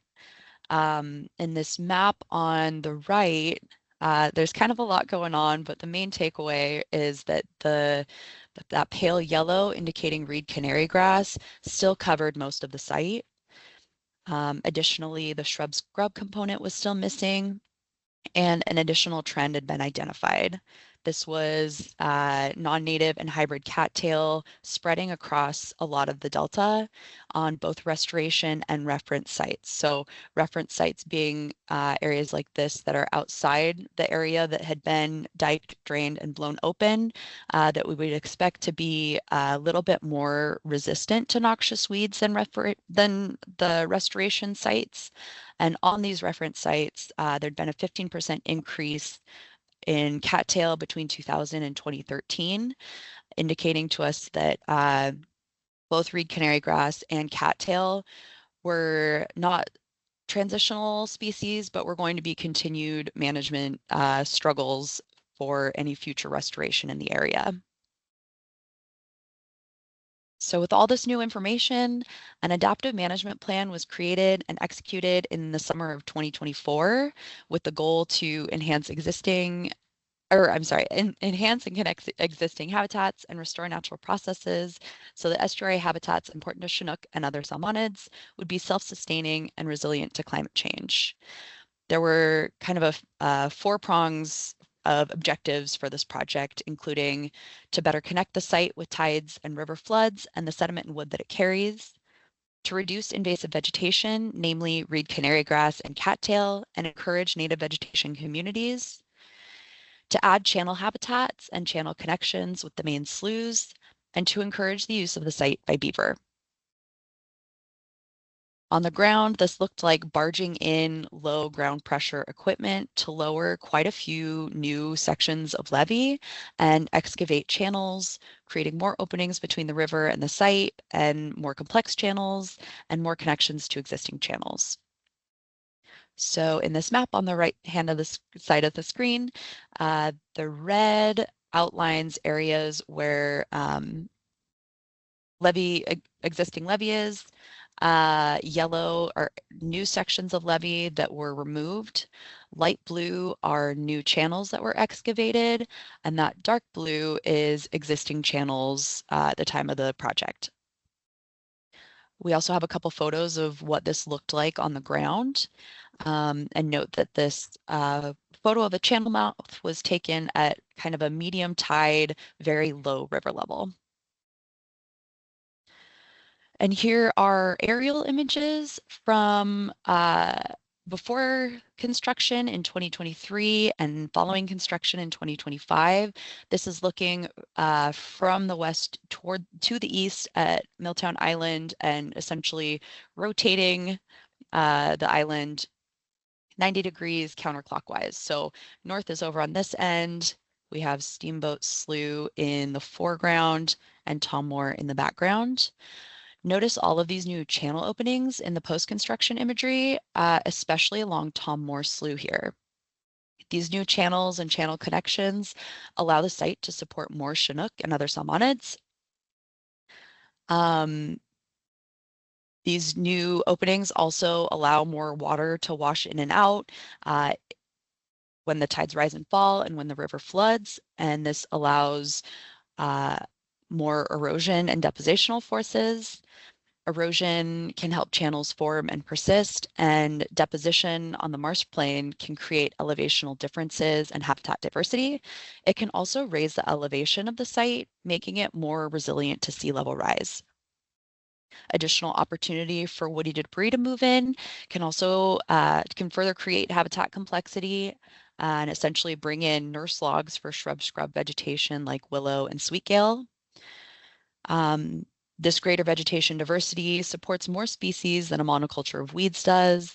And again, on a site like this, that's an appropriate elevation range to see woody species, we can see greater coverage on channels and more food and building materials for beaver that can just further add habitat benefits. After learning from those early planning projects and noting the expanding population of cattail in the Delta, a much larger emphasis was placed on site prep and weed treatment ahead of planting and even construction this time around. Improvements in equipment allowed for much more efficient mowing and spraying. This equipment included Marshmasters, which are depicted in the left-hand side of the screen. And these are low pressure tracked vehicles with mower and spray boom attachments that can allow the noxious weed team to cover a lot more of these pretty dense monoculture areas ahead of planting and construction. Additionally, the noxious weed team was able to bring on a survey and treatment drone to just further their efficiency on this pretty large site. And the map here on the right includes areas that were targeted for treatment ahead of construction in 2024. You'll note that these are areas that were identified as monoculture reed canary grass or cattail, masking out some pockets of native plants in areas that where earthwork was going to be taking place. So a lot of these were channels were going to be cut in, where we were going to see land clearing, earthwork, a lot of disturbance. And the idea behind doing this pre-construction treatment was to reduce the amount of viable noxious weeds on the site that are available to rebound following construction ahead of planting. Note that site prep continued even after construction and maintenance continues on the site now. So again, since a lot of this site is within an elevation range that would be appropriate for shrub scrub and some riparian forest at some of the really high elevations, this project included a lot of planting that is still happening on the site. Starting with some of these higher elevation riparian species like depicted in these top photos, these areas were planted with species like Sitka spruce, black cottonwood, Pacific crabapple, remember Pacific willow. And actually in this photo with the cottonwood in the foreground, you may not be able to tell in this photo, but there are alder recruiting in the area, which is very cool. And as for the marsh surface, recall those early planting efforts that were then bolstered by some small pilot plantings ahead of this latest planting effort that confirmed that long, dense willow stakes, mainly hookers and Sitka willow, would do pretty well on the marsh surface. And these pilot plantings confirmed that they would do a decent job competing with reed canary grass, especially with these really long poles, like in these two bottom photos, essentially giving them the opportunity to leaf out above the height of reed canary grass and get a little bit of a head start in the race for sunlight. These were planted at a 3-foot on-center spacing, so again, pretty densely. And additionally, meadow barley had been sown on disturbed channel banks to offer some erosion control and coverage in the meantime. Again, more site prep was done this time, and maintenance is happening in these planting areas at least annually. We did learn an additional lesson during this go around, and that was that while long stakes can help overcome the reed canary grass on a site like this, and significant pretreatment can help live stakes overcome reed canary grass. When you combine these things, there's not that grass to provide cover and camouflage for those long willow stakes, and they become a much bigger target for beavers. Some areas were pretty heavily hit by beavers, although they are willow, so they're pretty resilient to this type of herbivory, and most grew back. That head start that we tried to give them was essentially taken away. So subsequent plantings utilized shorter stakes in areas that received this level of pretreatment. I also wanted to call attention one more time to the previous mention of sediment deposits creating habitat complexity and opportunity for shrub scrub species, because mounds were also added during construction across the site, both as a way to reuse excavated material and save cost, but also to provide climate refuge for shrub scrub vegetation across a range of sea level rise scenarios. This essentially ensures that even if sediment deposition rates don't keep up with sea level rise, plants like willow and sweetgale will still have areas to grow across the site.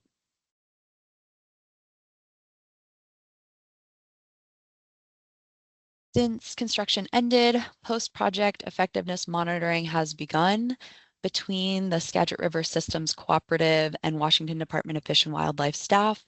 We're measuring water levels and water quality, fish numbers and distribution, vegetation and channels to evaluate whether we're meeting our objectives. Again, recall that those are to better connect the site with the tides and river floods and the sediment and wood that it carries, to reduce invasive vegetation and encourage native vegetation communities, to add channel habitats and channel connections with the main sloughs, and to encourage the use of the site by beaver.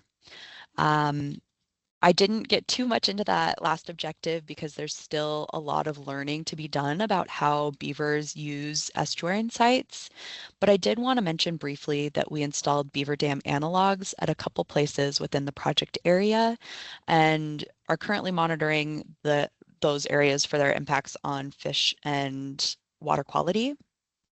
Although beaver dam analogs are a tool that's becoming more utilized in streams, we're interested in learning how they may work in a system with such tidal influence.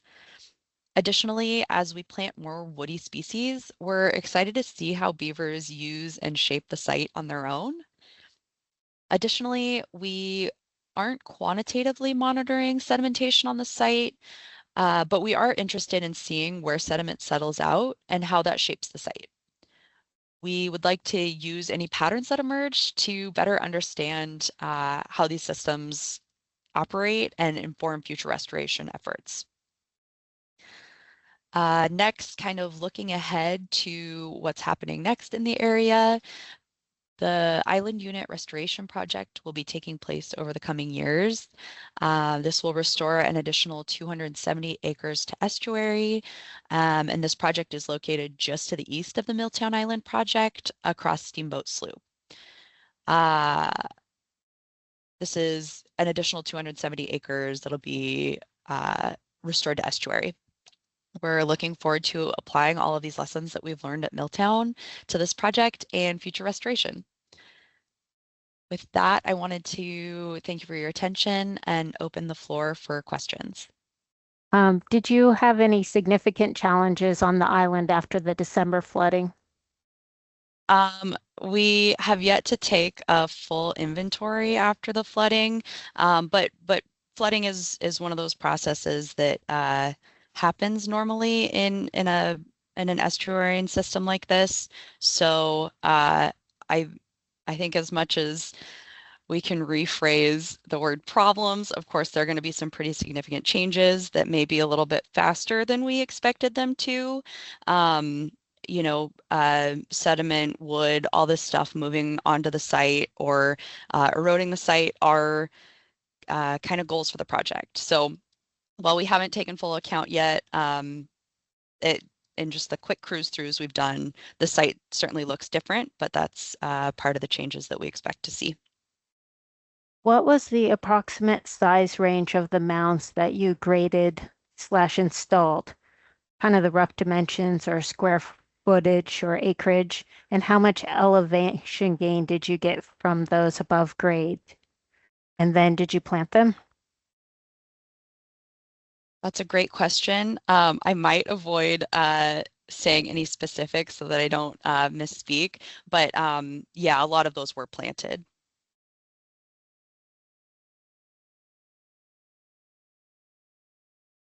That's all the questions we have, so thank you.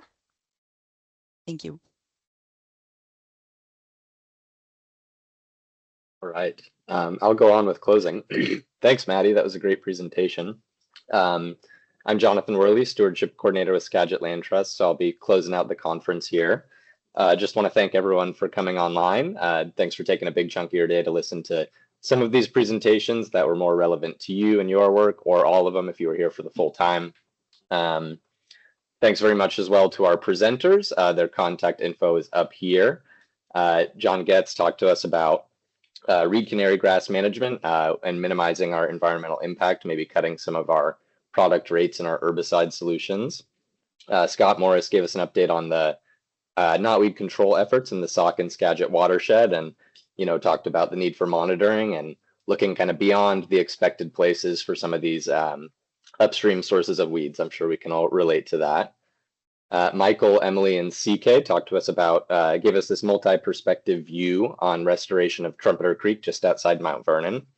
Cool to hear some of those lessons learned looking back about a decade later and kind of where we can go from here. Phil Kincaid gave us a long-term view of several restoration projects in the Skagit Watershed, some of them that were initiated 2 or 3 decades ago. And cool to see, like Rebecca mentioned in the Q&A, that you see this iterative progress over time, and a project happens on a short grant timescale, and then we're able to come back to these sites over and over and build off that progress and achieve the goals that we were going for from the beginning. And then thanks as well to Maddie to talk about the Milltown Island project and some of those innovative restoration techniques on what sounds like a really unique site with the logistical constraints and the tidal influence. And I was really struck by kind of the role of this diligent monitoring and evaluation to figure out where to go next, and how a new technology can emerge over time that can really empower you to do some really effective adaptive management as you're able to work on the same piece of property or the same site over an extended period of time. Thanks as well to the Skagit Watershed Council staff and the Riparian Working Group members who put this together. You all did a lot of great work organizing this for, I don't know how many years it's been now, but keeping it going strong. The presentation recording for today will be posted on the Skagit Watershed Council's YouTube page. That YouTube page will also be accessible via a link on their website, which is www.skagitwatershed.org. Slides from some of the presentations will be shared. And if you could look out, those of you who attended, if you could look out for an email from Skagit Watershed Council with a survey. We'd love your feedback on the conference, what went well, what didn't go well.